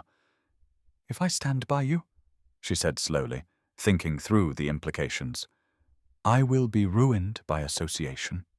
The ton will assume the worst, will say I am either your mistress or a fool, and no respectable man will want me after this season ends." Sebastian's face was anguished. "Yes," he confirmed, "that is exactly what will happen.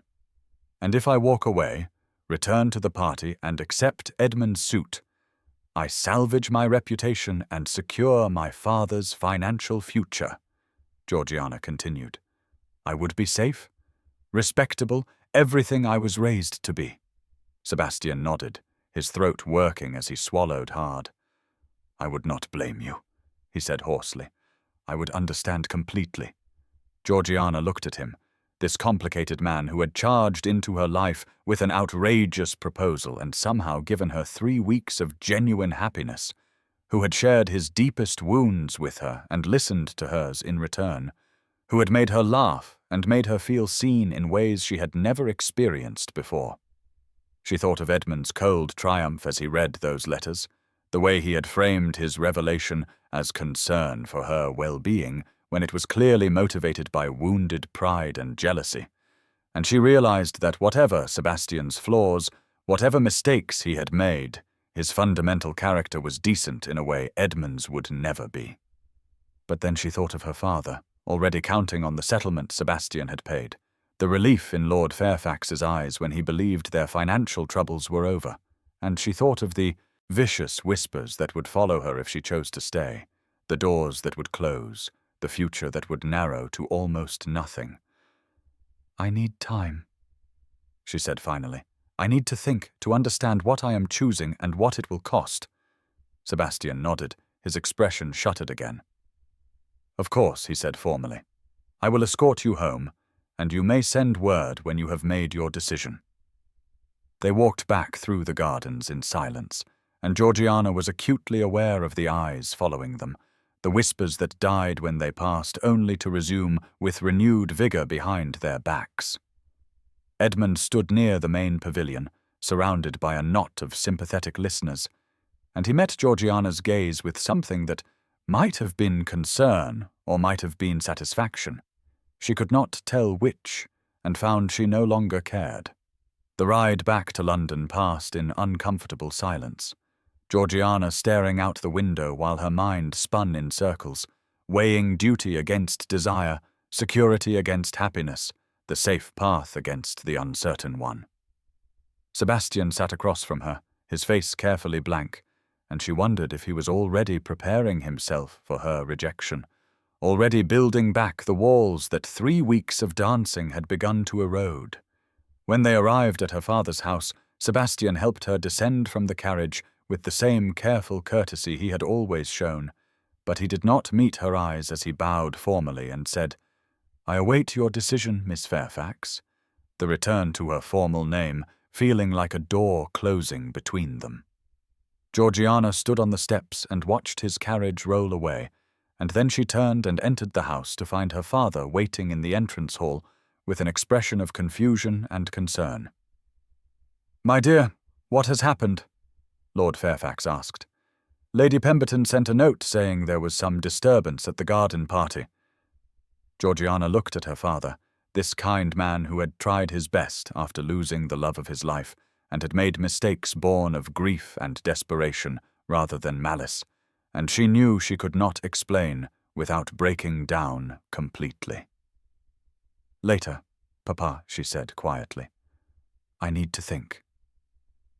She retreated to her room and dismissed her maid, and sat at her window staring out at the London rooftops while the sun slowly set and shadows lengthened across the city. Somewhere out there, Sebastian was probably in his study, alone with his brandy and his ghosts, assuming she would choose safety over him, because why would anyone choose differently? And somewhere out there, Edmund was celebrating his victory, convinced he had rescued her from ruin when in fact he had only revealed his own cruel nature. The choice before her was impossible, both paths leading to loss, one offering security and respectability at the cost of happiness, the other offering love and partnership at the cost of everything else. But as the stars began to emerge in the darkening sky, Georgiana found herself thinking about her mother, who had chosen to help others even knowing it might cost her life, who had always said that privilege carried responsibility, but also that life was too short to live by fear alone. She thought about the past 3 weeks, the way Sebastian had made her feel valued and seen, the conversations that had ranged from silly to profound, the way her heart had lifted every time his carriage arrived to collect her for another evening of dancing.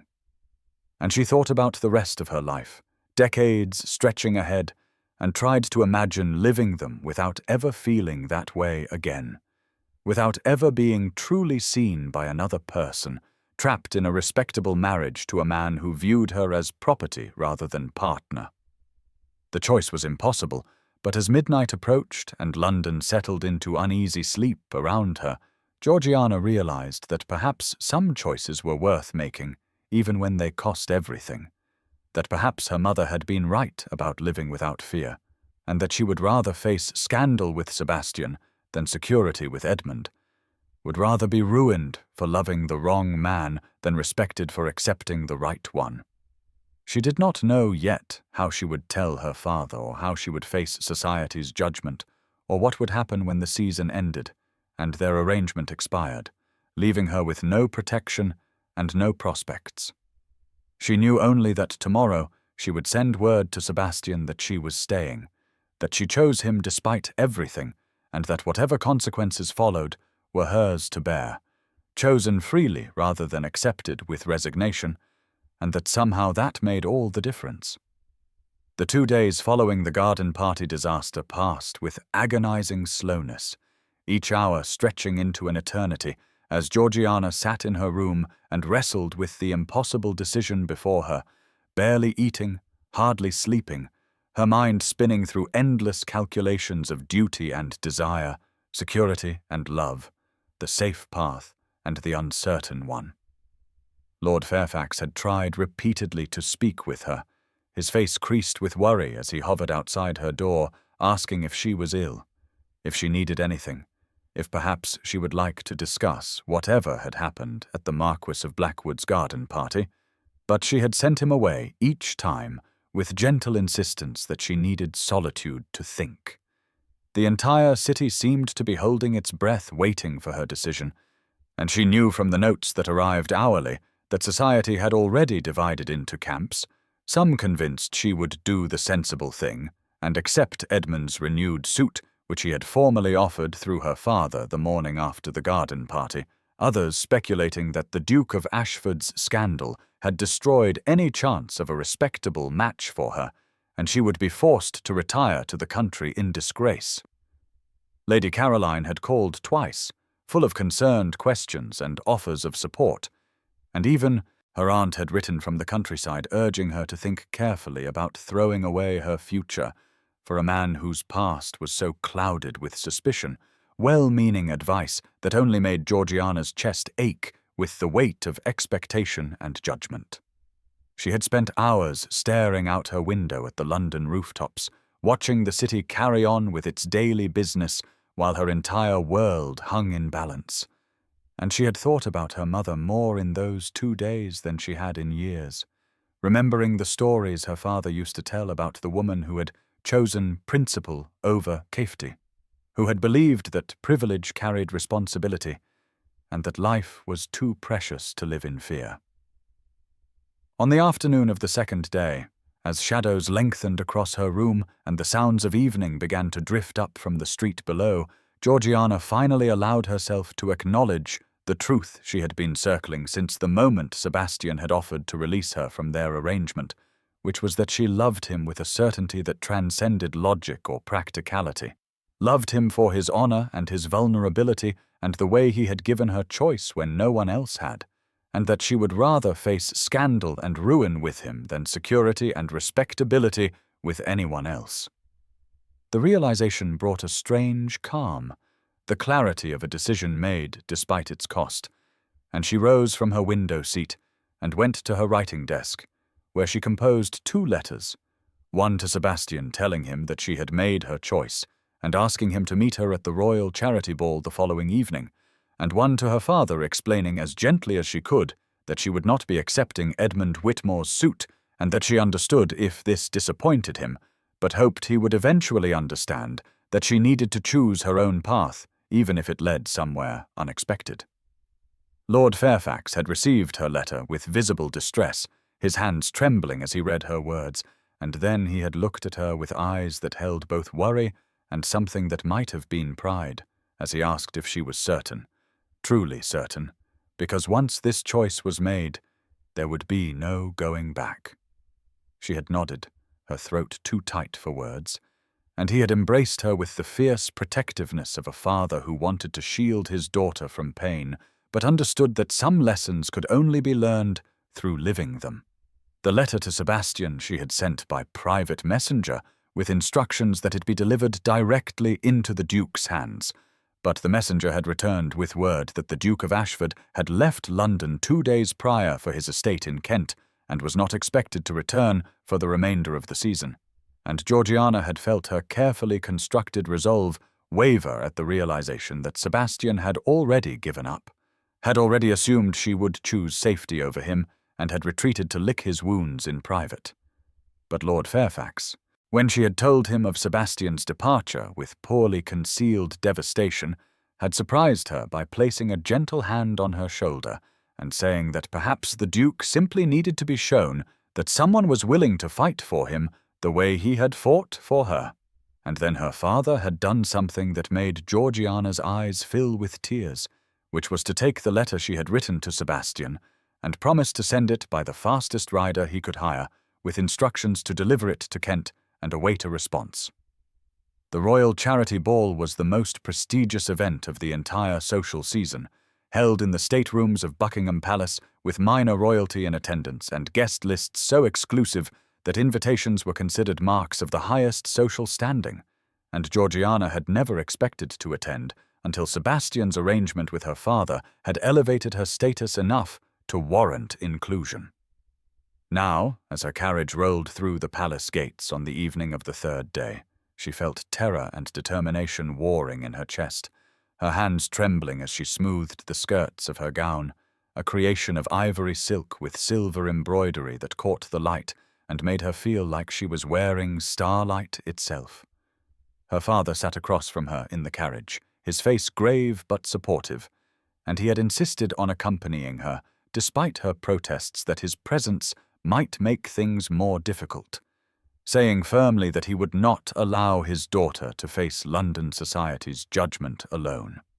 The palace was ablaze with light, every window glowing golden against the darkening sky, and as they joined the river of carriages disgorging guests at the grand entrance, Georgiana caught glimpses of the most distinguished members of the aristocracy, duchesses dripping with diamonds and earls in formal court dress, the kind of gathering where a single misstep could ruin a reputation forever. They entered through doors held by liveried footmen into a reception hall of almost intimidating grandeur, marble floors polished to mirror brightness and walls hung with priceless tapestries, and then they were being announced by a major domo whose voice rang out across the massive ballroom. Miss Georgiana Fairfax and Lord Fairfax, and Georgiana felt every eye in the room turn toward her with the weight of judgment and speculation.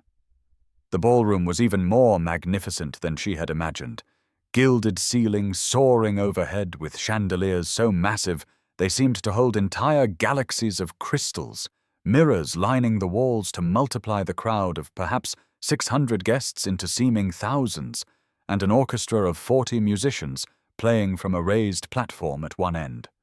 The atmosphere was oppressively formal, everyone on their absolute best behavior in the presence of minor royalty, conversations conducted in hushed tones and movements governed by the strict protocols that ruled such events. Georgiana descended the stairs into the ballroom with her head high and her spine straight, drawing on every lesson in deportment she had ever received, and she was acutely aware of the whispers that followed her progress, fans fluttering with barely concealed excitement as people noted her arrival without the Duke of Ashford at her side. She scanned the crowd desperately for any sign of Sebastian, hoping against hope that he had received her father's message and ridden back to London, but he was nowhere to be seen, and her heart sank even as she forced herself to continue walking toward the center of the ballroom. Edmund Whitmore stood near one of the refreshment tables surrounded by sympathetic listeners, his expression shifting from surprise to satisfaction as he saw her, clearly interpreting her solo arrival as confirmation that she had come to her senses and would accept his suit. Lady Caroline appeared at her elbow with eyes wide with concern, whispering urgent questions about whether Georgiana knew what she was doing and whether the Duke was coming, and Georgiana could only shake her head and whisper back that she was doing what needed to be done, regardless of whether Sebastian appeared or not. The ballroom had grown quieter as people noticed her presence and began to realize that something significant was about to happen. Conversations dying mid-sentence as attention focused on the young woman who stood alone at the center of the polished floor, and Georgiana felt her pulse racing so fast she thought she might faint. but she forced herself to breathe slowly and remember why she was here, what she needed to say, the truth she needed to speak regardless of its cost. She raised her voice and was surprised by how steady it sounded, how clearly it carried across the hushed ballroom.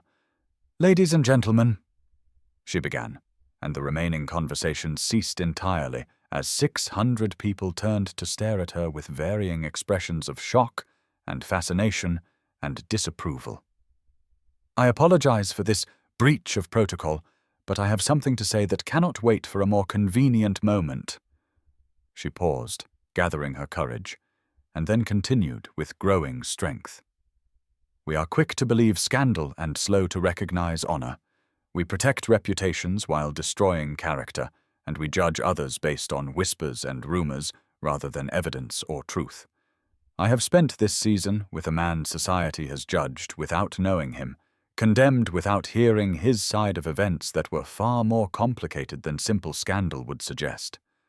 Some gasps rippled through the crowd, but Georgiana pressed on, her voice growing stronger with each word. "I have seen the Duke of Ashford's character firsthand through weeks of conversation and companionship. I have seen his honor in how he treats those weaker than himself, his integrity in how he refuses to defend himself at another's expense, his kindness in how he gave me something no one else thought to offer, which was choice. Whatever my decision costs me in terms of reputation or social standing, it is mine to make freely, and I choose to stand by a man whose worst crime was protecting someone who had already suffered enough." The ballroom had erupted in whispers now, some shocked, some moved, fans fluttering madly as ladies pressed hands to hearts and gentlemen exchanged meaningful glances. But Georgiana was not finished. "I am proud to have spent this season dancing with the Duke of Ashford," she declared, her eyes sweeping the crowd with a defiance she had not known she possessed. "And I intend to continue doing so for the rest of this season and beyond, if he will have me." The statement was as close to a public declaration of love as a woman could make without completely destroying every shred of propriety, and the reaction was immediate and dramatic, some people gasping in shock, while others began applauding tentatively. The younger set clearly thrilled by the romance of it, while older matrons looked scandalized. Edmund pushed through the crowd toward her, his face flushed with fury, and what might have been genuine concern twisted into something ugly by wounded pride. "You are throwing away your reputation, your future, for a man who has abandoned you," he said loudly enough for those nearby to hear. "The Duke of Ashford is not even here to defend you or stand by your side. What does that tell you about his character, Miss Fairfax?" Georgiana turned to face him with a calm she did not feel, her voice quiet but carrying clearly in the hushed ballroom. "It tells me that he believed I had chosen safety over him, which is what any reasonable person would have done. But I have never been particularly reasonable, Lord Whitmore, and I do not need him to defend me because I am quite capable of standing on my own." Edmund's expression crumbled slightly, confusion and hurt warring with anger. "I tried to save you," he said, his voice dropping to something almost pleading. "I exposed Ashford's scandal to protect you from making a terrible mistake." "You protected your own wounded pride," Georgiana replied gently but firmly. "You exposed a man's deepest pain not out of concern for me, but because you could not bear that I preferred his company to yours. There is a difference between protection and possession, Lord Whitmore, and you have never understood which you were offering me." The ballroom had gone absolutely silent now, everyone straining to hear this very public confrontation, and Georgiana was aware of minor royalty watching from the far end of the room with expressions ranging from shock to fascination. Edmund opened his mouth to respond, but before he could speak, the massive doors at the entrance to the ballroom swung open with enough force to bang against the walls, and every head turned to see Sebastian Wentworth, Duke of Ashford, standing in the doorway in riding clothes covered with dust from hard travel, his hair dishevelled and his cravat askew, completely and utterly improper for a royal event, but somehow more commanding than any man in formal court dress. Georgiana felt her heart stop and then restart at double speed as Sebastian's eyes found hers across the crowded ballroom, and she saw in his face exhaustion and determination, and something that looked like desperate hope as he began walking toward her, the crowd parting before him like water before a ship's prow. "Forgive my appearance," Sebastian said as he approached, his voice rough from cold and fatigue, but carrying clearly through the silent ballroom. "I have been riding since dawn, and could not take time to change when Lord Fairfax's message reached me at my estate in Kent." He stopped directly in front of Georgiana, close enough that she could see the lines of strain around his eyes, the evidence of sleepless nights and hard riding, and his hands trembled slightly as he reached for hers. "Miss Fairfax showed me that some things are worth the risk," he said, addressing not just Georgiana, but the entire assembled company. "Worth facing scandal, worth breaking vows I made to myself years ago, worth believing in despite every reason not to." His eyes held hers with devastating intensity. "You stood for me when I could not stand for myself. You saw me when I was hiding behind walls of propriety and pride. You chose me when I gave you every reason to choose safety instead." Georgiana felt tears streaming down her face, but she did not care who saw, her voice breaking as she replied, "You gave me choice when everyone else wanted to own me. You treated me as an equal when society saw me as a commodity. How could I not love you for that?" The gasps that rippled through the ballroom were audible, but Sebastian seemed not to hear them, his focus entirely on Georgiana as he slowly, deliberately went down on one knee in the center of the polished floor, still holding her hands in his. "Georgiana Fairfax," he said, his voice carrying to every corner of the hushed ballroom. "I am done hiding from life. I am done letting fear of becoming my father prevent me from living. I am done pretending that I do not need anyone, when the truth is that I need you more than I have ever needed anything in my life. Will you marry me?" The entire ballroom seemed to hold its breath, 600 people frozen in anticipation, and Georgiana looked down at this proud man kneeling before her in dusty riding clothes in the most formal venue in England, making himself vulnerable in the most public way possible, and she felt something unlock in her chest that had been caged for so long she had forgotten what freedom felt like. "Yes?" she said, her voice ringing clear and strong, "but only if we are equals in this. I will not be owned, not even by you." Sebastian stood, pulling her into his arms with a laugh that was half relief and half joy. "You have owned me since the moment I saw you at Lady Hertford's ball," he said, his forehead resting against hers. "I am simply asking to make it official." "Then yes," Georgiana said again. "Yes, I will. I marry you." Sebastian kissed her then, a kiss that was tender and passionate and completely scandalous for such a public venue, and the ballroom erupted into chaos, some people gasping in shock while others began applauding, younger guests cheering openly while older matrons fanned themselves with expressions ranging from disapproval to secret delight. When they finally broke apart, both breathless and laughing, Georgiana was aware of the stares and whispers, but found she no longer cared, that the weight of society's judgment that had pressed down on her for so long had somehow lifted, leaving her feeling light and free and wonderfully alive. Lord Fairfax had tears streaming down his face as he approached to embrace his daughter, whispering that her mother would have been so proud of her courage, and Lady Caroline was openly weeping as she hugged Georgiana and declared it the most romantic thing she had ever witnessed. Edmund Whitmore had disappeared into the crowd, his face a study in defeat and confusion, and Georgiana felt a moment of pity for him before deciding that he would survive this blow to his pride, just as she had survived far worse. The Duke and Duchess of Pembroke approached to offer tentative congratulations, their presence lending social weight that would help smooth Georgiana and Sebastian's path back into society's good graces, and gradually others followed, the younger set enthusiastically, older guests more cautiously, but all acknowledging that whatever scandal surrounded the match, the obvious love between the couple made it somehow acceptable. Sebastian kept his arm around Georgiana's waist, protective and possessive, but in a way that felt like partnership rather than ownership.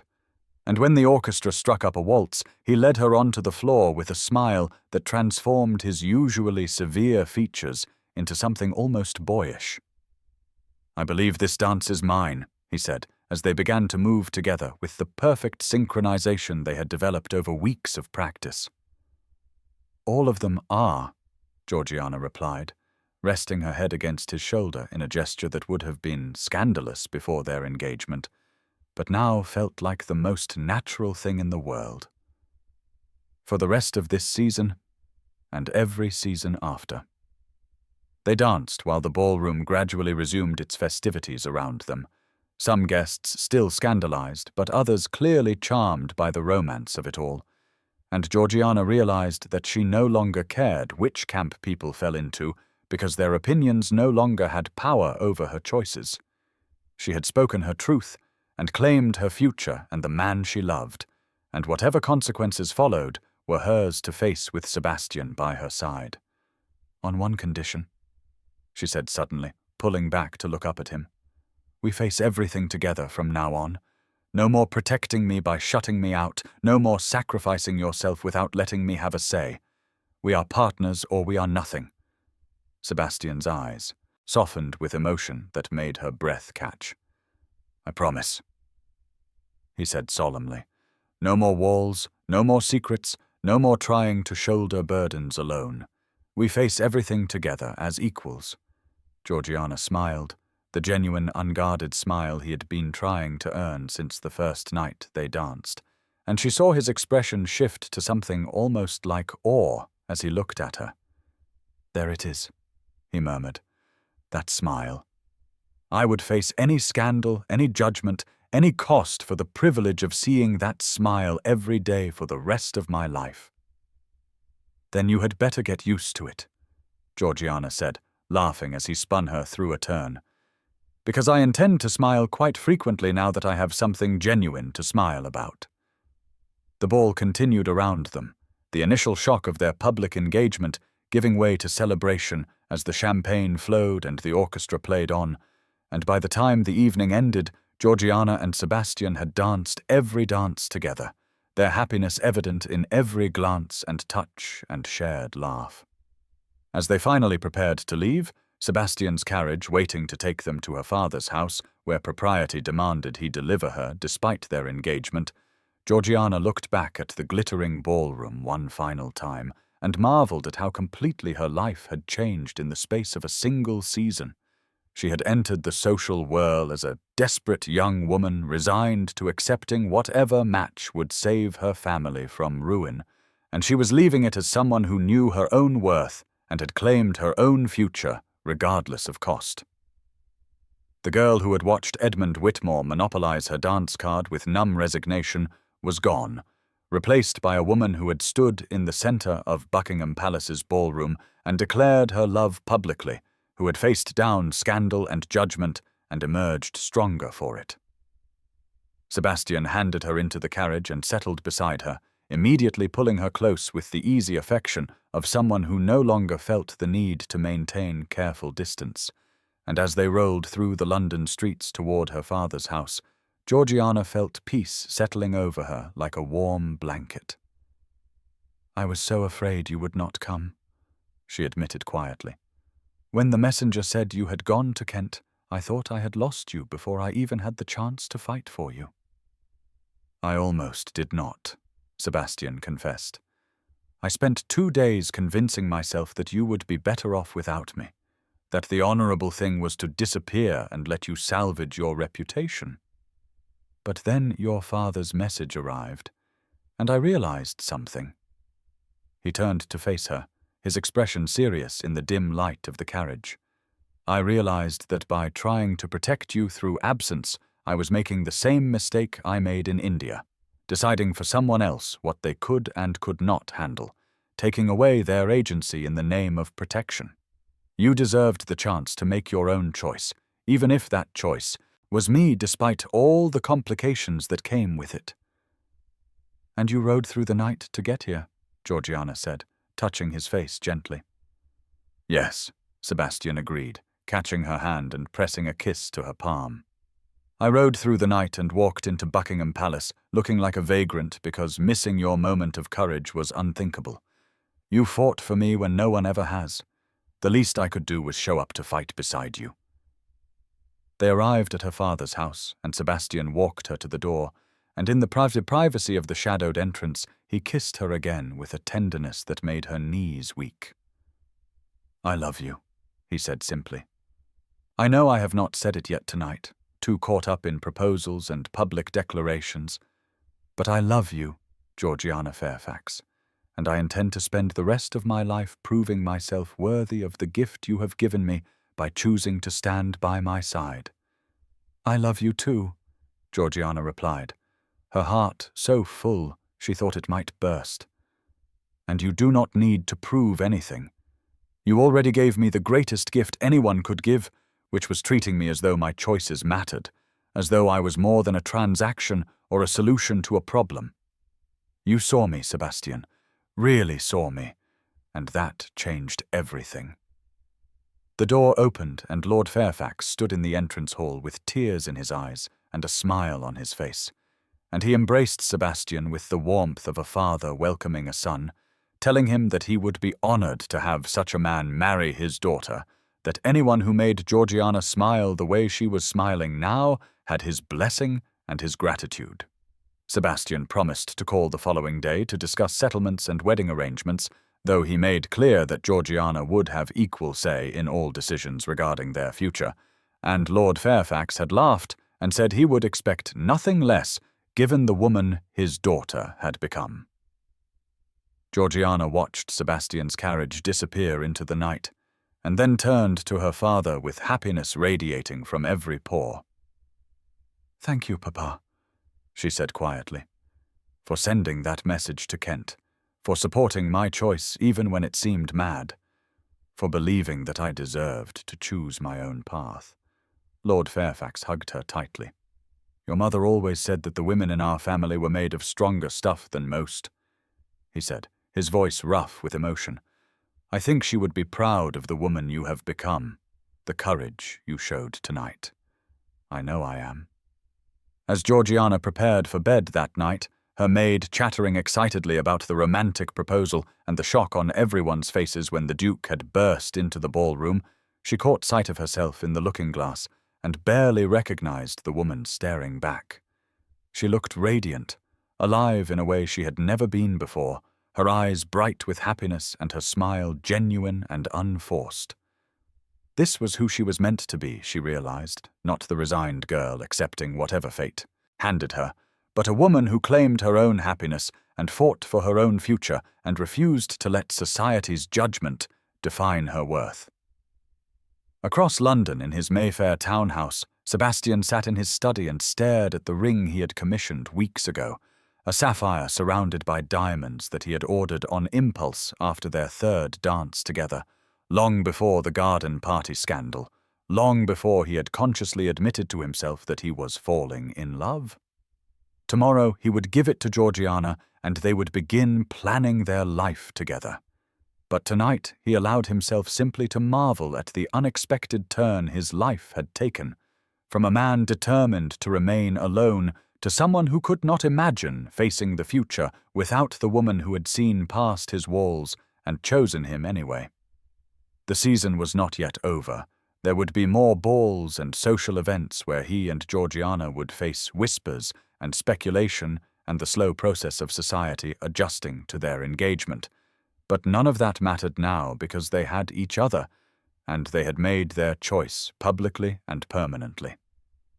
Sebastian thought about his mother, trapped in a loveless marriage to his cold father, withering slowly under the weight of duty without desire, and he silently promised her that he would not make her mistakes, that the marriage he was entering would be built on partnership and respect and genuine love rather than transaction and obligation. The rain that had been threatening all evening finally began to fall, gentle drops pattering against the windows, and Sebastian stood and moved to look out at the wet London streets, thinking about how much had changed since the night he had watched Georgiana dance with Edmund Whitmore and felt something crack open inside his chest. He had thought he was rescuing her with his outrageous offer to buy her dance cards, but the truth was they had rescued each other. Two people scarred by their parents' mistakes, who had found in each other the courage to risk happiness, despite every reason to choose safety instead. Tomorrow would bring new challenges, the practical details of merging lives and managing scandal and building a future together. But tonight, Sebastian allowed himself simply to feel grateful that he had been brave enough, or foolish enough, or desperate enough to walk into Lord Fairfax's study with an unprecedented proposal, and that Georgiana had been brave enough to accept it despite all the uncertainties it entailed. The city settled into sleep around him, London's endless rhythm of life continuing regardless of individual dramas, and Sebastian finally headed to his own bed with a smile on his face and hope in his heart, knowing that when morning came, he would wake to a future that was uncertain but full of possibility. A future he would face not alone, but with the woman who had changed everything, simply by choosing to see him not as the cold Duke society believed him to be, but as the man he actually was beneath all his carefully constructed defences. Spring had returned to London with the same inevitable rhythm that governed the social season, bringing with it cherry blossoms and warm breezes and the annual migration of aristocratic families from their country estates to their townhouses in Mayfair. And as Georgiana stood before the looking-glass in her dressing-room, while her maid fastened the final hooks of her gown, she marvelled at how completely different this spring felt from the one that had preceded it, how the anxiety and resignation that had coloured every moment of last season had been replaced by contentment so profound it sometimes made her breath catch with gratitude. She was dressed in silk the colour of new leaves, the gown specially designed to accommodate her obviously pregnant figure without attempting to hide it, because she and Sebastian had decided early in their marriage that they would not pretend or dissemble about anything, that their life together would be built on honesty, even when honesty was uncomfortable or unfashionable. The past 6 months had passed in a blur of happiness, punctuated by the usual adjustments of learning to share life with another person, and Georgiana had discovered that marriage to Sebastian was nothing like the cold arrangement she had witnessed between his parents, or the transactional union she had nearly accepted with Edmund, but rather a partnership built on genuine affection and mutual respect, and the kind of deep friendship that made even mundane moments feel significant. They had divided their time between Sebastian's estate in Kent, where the spring air was sweet with apple blossoms, and the pace of life moved according to seasons rather than social obligations, and a smaller townhouse they had purchased together in London, deliberately choosing a property in a less fashionable neighbourhood rather than the massive, cold Ashford house where Sebastian had grown up, surrounded by his father's disapproval and his mother's quiet despair. Sebastian appeared in the doorway of her dressing-room, impossibly handsome in his evening clothes, and his eyes softened as they always did when he looked at her, particularly now when her pregnancy was evident in the gentle swell of her belly, and the glow that everyone assured her made her more beautiful than ever. "You look radiant," he said, crossing to place a gentle kiss on her temple, his hand settling naturally on her stomach in a gesture that had become habitual over the past months. "Are you certain you feel up to attending tonight? I know the charity work is important to you, but I would rather you rest if you are tired." Georgiana turned to smile at him, this man who had transformed from the cold, distant Duke of Ashford into someone who showed his emotions openly, at least in private, though he still maintained a certain reserve in public that she found endearing rather than frustrating, because she knew the warmth beneath it was reserved for her. "I am perfectly well," she assured him, "and tonight is too important to miss. The foundation has raised enough money to open a second house for women escaping difficult marriages, and I want to thank all the patrons personally for their support." The charitable foundation had been Georgiana's idea, born from her own experience of nearly being trapped in a loveless marriage, and Sebastian's painful history with his mother's suffering. And over the past 4 months since their wedding, she had thrown herself into the work with the same determination she had shown when standing up to society's judgment at the Royal Charity Ball. The foundation provided safe housing and financial support for women trying to leave abusive or desperately unhappy marriages, helping them establish independence rather than forcing them to choose between misery and destitution, and the work had given Georgiana's new position as Duchess of Ashford a purpose beyond social obligations and household management.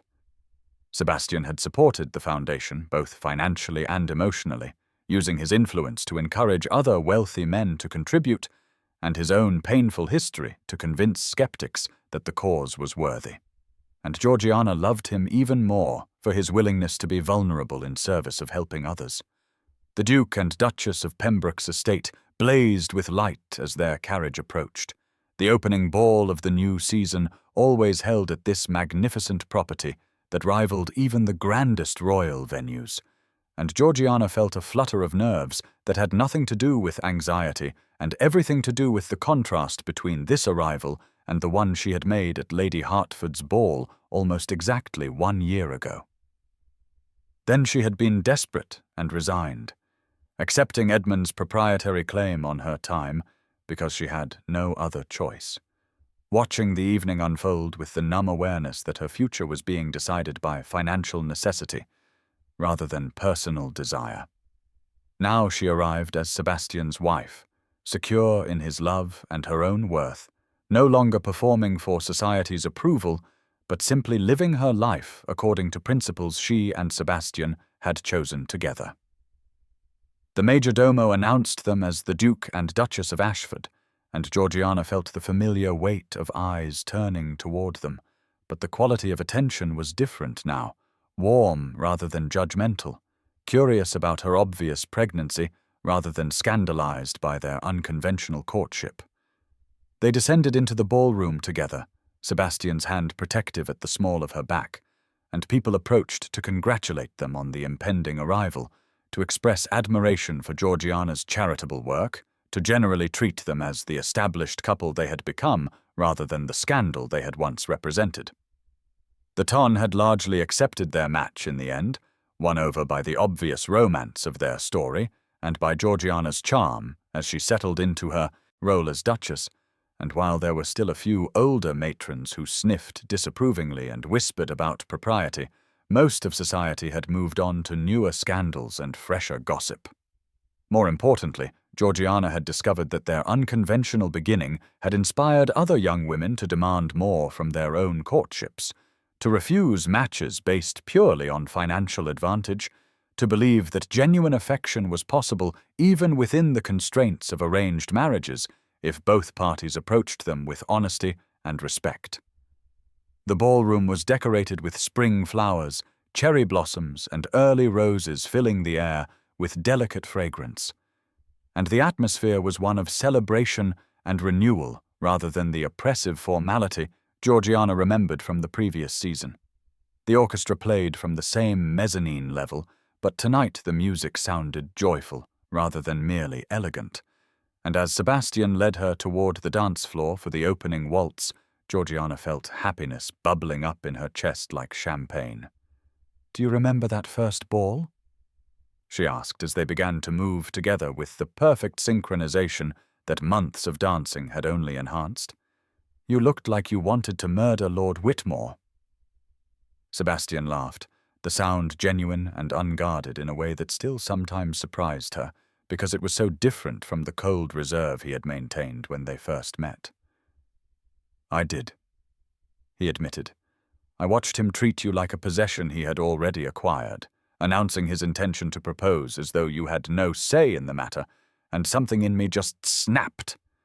I had come to the ball intending to stay only long enough to fulfill social obligation, but then I saw you, and I could not leave." Georgiana looked up at him with curiosity that had been building for months. "You did not even know me then," she pointed out. "How could you have such a strong reaction to a stranger's treatment?" Sebastian's expression grew serious, his grey eyes holding hers with the honesty that characterized everything about their relationship now. "Did I not know you?" he countered. "I saw everything I needed to see in those few hours. Your grace under pressure, your dignity despite the humiliation Whitmore was subjecting you to, the way you kept smiling even though your eyes were dying inside with each proprietary touch and presumptuous word. I recognized myself in you, another person trapped by duty and expectation, trying to maintain composure while drowning in resignation." His hand tightened on her waist. "Every wall I had built to protect myself from feeling anything, every vow I had made to remain alone, all of it just cracked when I watched you suffer through that evening. I spent all night in my study trying to convince myself to let it go, to let you accept Whitmore's suit because it was not my place to interfere. But by morning, I knew I could not live with myself if I did not at least try to give you another option." Georgiana felt tears prick her eyes at the raw honesty in his voice. "I never knew," she whispered. "I thought it was pity or perhaps some abstract principle about protecting women from bad marriages because of what happened to your mother. I did not realize you were already falling in love with me even then." "I did not realize it either," Sebastian confessed. "I told myself it was about giving you choice, about preventing another woman from being trapped as my mother was trapped. And those things were true. But underneath all those noble justifications was the simple fact that I saw you, and something fundamental shifted inside me, something I had thought permanently frozen after years of watching my parents' cold marriage. And I wanted desperately to know if you might feel even a fraction of what I was beginning to feel." They completed the waltz in comfortable silence, and when the music ended, Sebastian led her from the floor to where refreshments had been arranged, procuring her a glass of cool water and insisting she sit for a moment, despite her protests that she was perfectly capable of standing. A young woman approached nervously, one of this season's debutantes, her eyes bright with the kind of desperate hope Georgiana remembered all too well from her own presentation. "Your Grace," the girl said, curtsying with careful precision. "Might I have a moment of your time?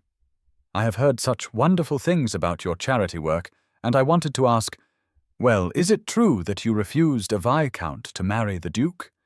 How did you find such courage?" Georgiana smiled gently at the girl, recognizing in her anxious expression the same fears and doubts that had plagued her own debut season. "I decided I would rather fail at choosing my own path than succeed at living someone else's life," she said simply. "It is terrifying to go against what everyone expects, what duty demands, but I found that the terror of losing myself was worse than the terror of facing society's judgment." The young woman's eyes filled with tears. "My parents have arranged a match for me with a man I barely know," she confessed quietly. "He is wealthy and titled, and by all accounts a good match, but when I am with him I feel like I am disappearing, like the person I actually am does not matter as long as I fulfill the role he expects. I do not know if I have the strength to refuse." Georgiana reached out to squeeze the girl's hand. "Only you can decide what you are willing to accept," she said gently. "But I will tell you what I wish someone had told me, which is that you deserve to be seen as a whole person, not just as a solution to a financial problem or a decorative addition to someone's household. If the man your parents have chosen makes you feel invisible now, marriage will only make that worse. Better to face uncertainty alone than certainty with someone who does not value who you actually are." The young woman thanked her with visible emotion and hurried away, and Georgiana turned to find Sebastian watching her with an expression of such pride and affection that it made her breath catch. "You are going to change the world," he said quietly. "One conversation at a time, one woman at a time, teaching them that they deserve better than what society tells them to accept." Georgiana leaned against his shoulder, tired now but content. "We are changing it together," she corrected. "Your willingness to support the foundation, to use your influence to help women escape bad situations, That matters just as much as my conversations with frightened debutantes. The evening progressed, and Georgiana found herself sitting out several dances, her energy flagging as it often did now in her 5th month of pregnancy. But Sebastian refused every request from other ladies to dance, settling instead beside her with his hand resting possessively on her knee. "I bought every dance with you for the season," he reminded her with a smile when Lady Pembroke suggested he might partner her daughter for a set. "That deal has not expired, and I have no interest in dancing with anyone else." Across the ballroom, Georgiana spotted Edmund Whitmore standing with a young woman she did not recognize, a sweet-faced blonde with gentle eyes and a shy smile, and she was surprised to feel nothing but mild curiosity rather than the anger or hurt she might have expected.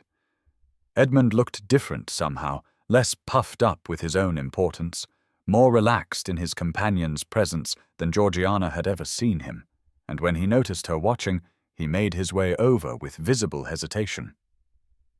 "Your Grace," he said formally, bowing to both her and Sebastian. "May I introduce Miss Henrietta Gardiner, my fiancée? We plan to marry in the autumn." Georgiana smiled warmly at Miss Gardiner, who seemed genuinely kind rather than merely proper, and she felt happy for Edmund in a distant sort of way. "Congratulations, Lord Whitmore," she said sincerely. "I wish you both every happiness." Edmund's expression shifted to something almost like regret. "I owe you an apology, Miss Fairfax. That is, Your Grace," he said quietly. "I convinced myself I was trying to protect you from scandal, when in truth I was simply angry that you had chosen someone else. My methods were cruel, and my motivations were selfish, and I am sorry for the pain I caused." Georgiana appreciated the apology, even as she recognized that Edmund would probably never fully understand what he had done wrong, that his capacity for genuine empathy was limited by his fundamental self-absorption. "Your apology is accepted," she said gently. "I hope you have found in Miss Gardiner a partner better suited to your temperament than I ever would have been." Edmund nodded, clearly relieved, and Sebastian extended his hand for a brief handshake, the gesture civil if not warm, an acknowledgement that the rivalry between them had ended even if friendship would never be possible. As Edmund and his fiancée moved away, Sebastian turned to Georgiana with curiosity. "Do you ever regret it?" he asked quietly. Refusing his suit, facing all the scandal and judgment, choosing a path that was so much harder than simply accepting what everyone expected. "Never," Georgiana said firmly. "Not for a single moment. Even in the hardest times, when society was whispering about us and I was terrified we had made a terrible mistake, I never regretted choosing you over safety."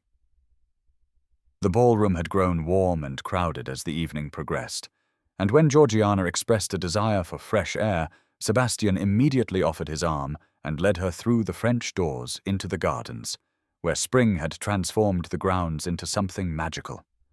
Cherry blossoms drifted on the breeze like snow, early roses perfumed the air with sweetness, and jasmine climbed the garden walls, filling the night with its intoxicating scent.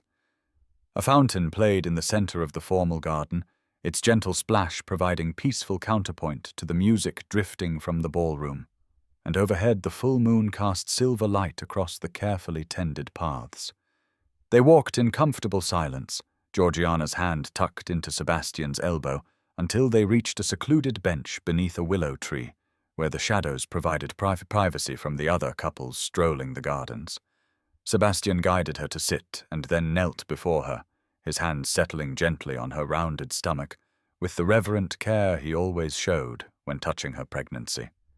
The baby kicked, a strong flutter against his palm, and Sebastian's face lit with wonder and joy that never seemed to diminish no matter how many times he felt their child move.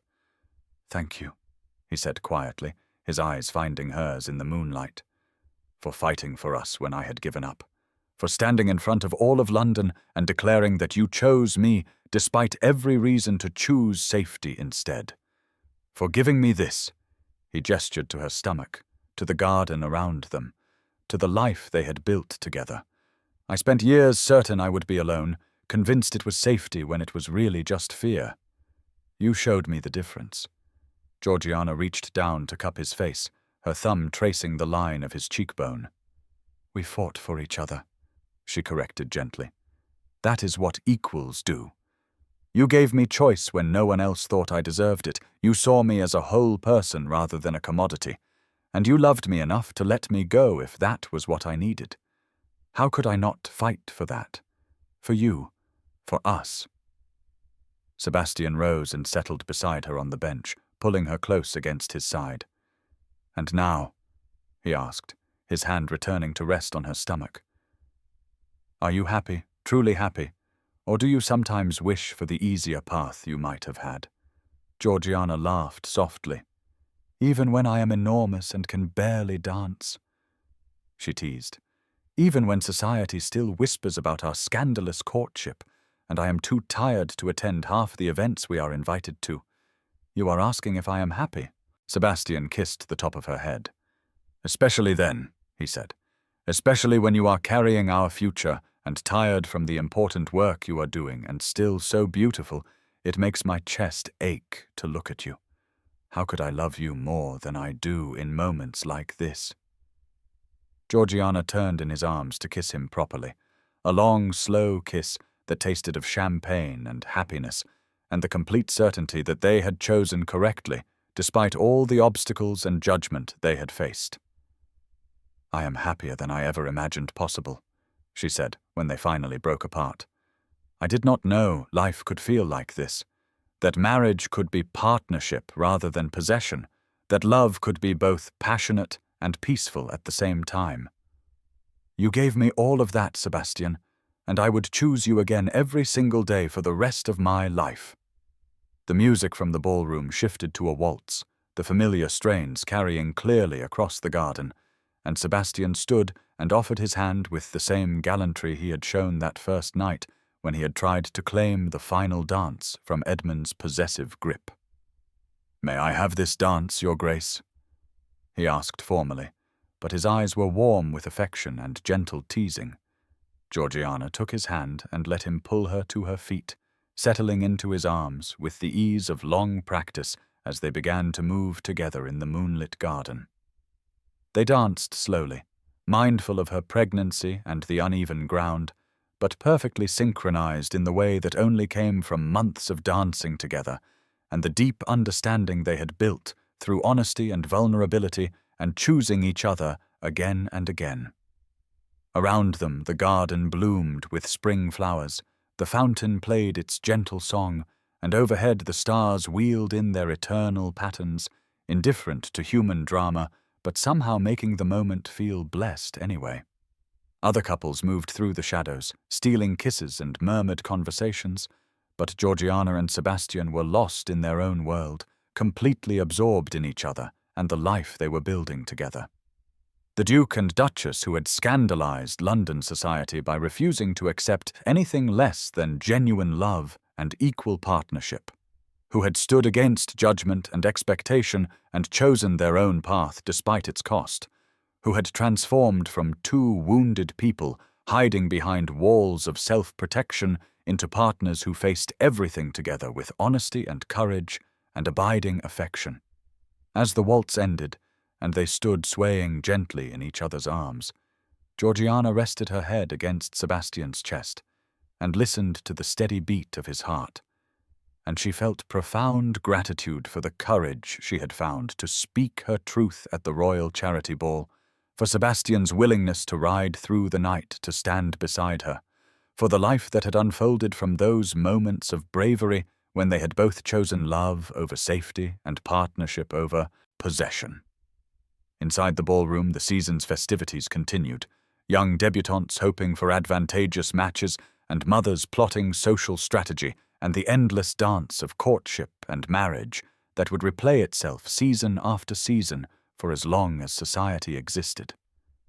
But out in the moonlit garden beneath the cherry blossoms, with Sebastian's arms around her and their child moving gently beneath her heart, Georgiana knew that she and Sebastian had written a different story, one that would perhaps inspire other young women to demand more from their suitors and their lives, to believe that genuine happiness was possible even within the constraints of their world if they had the courage to choose it.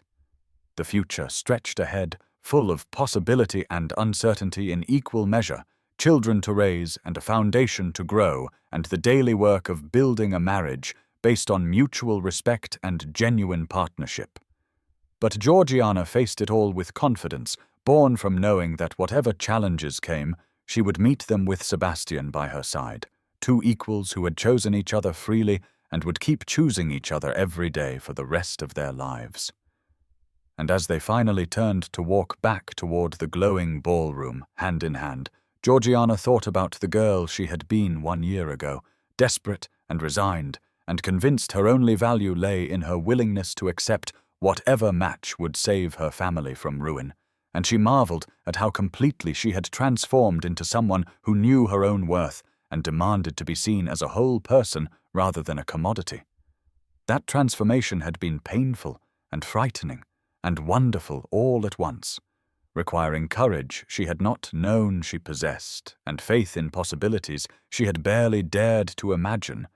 But every moment of struggle had been worth it for the joy of building a life based on genuine love rather than cold transaction, for the privilege of being truly known by another person and choosing to know them in return, for the simple, profound happiness of dancing in a moonlit garden with the man who had given her choice and partnership and the freedom to become fully herself.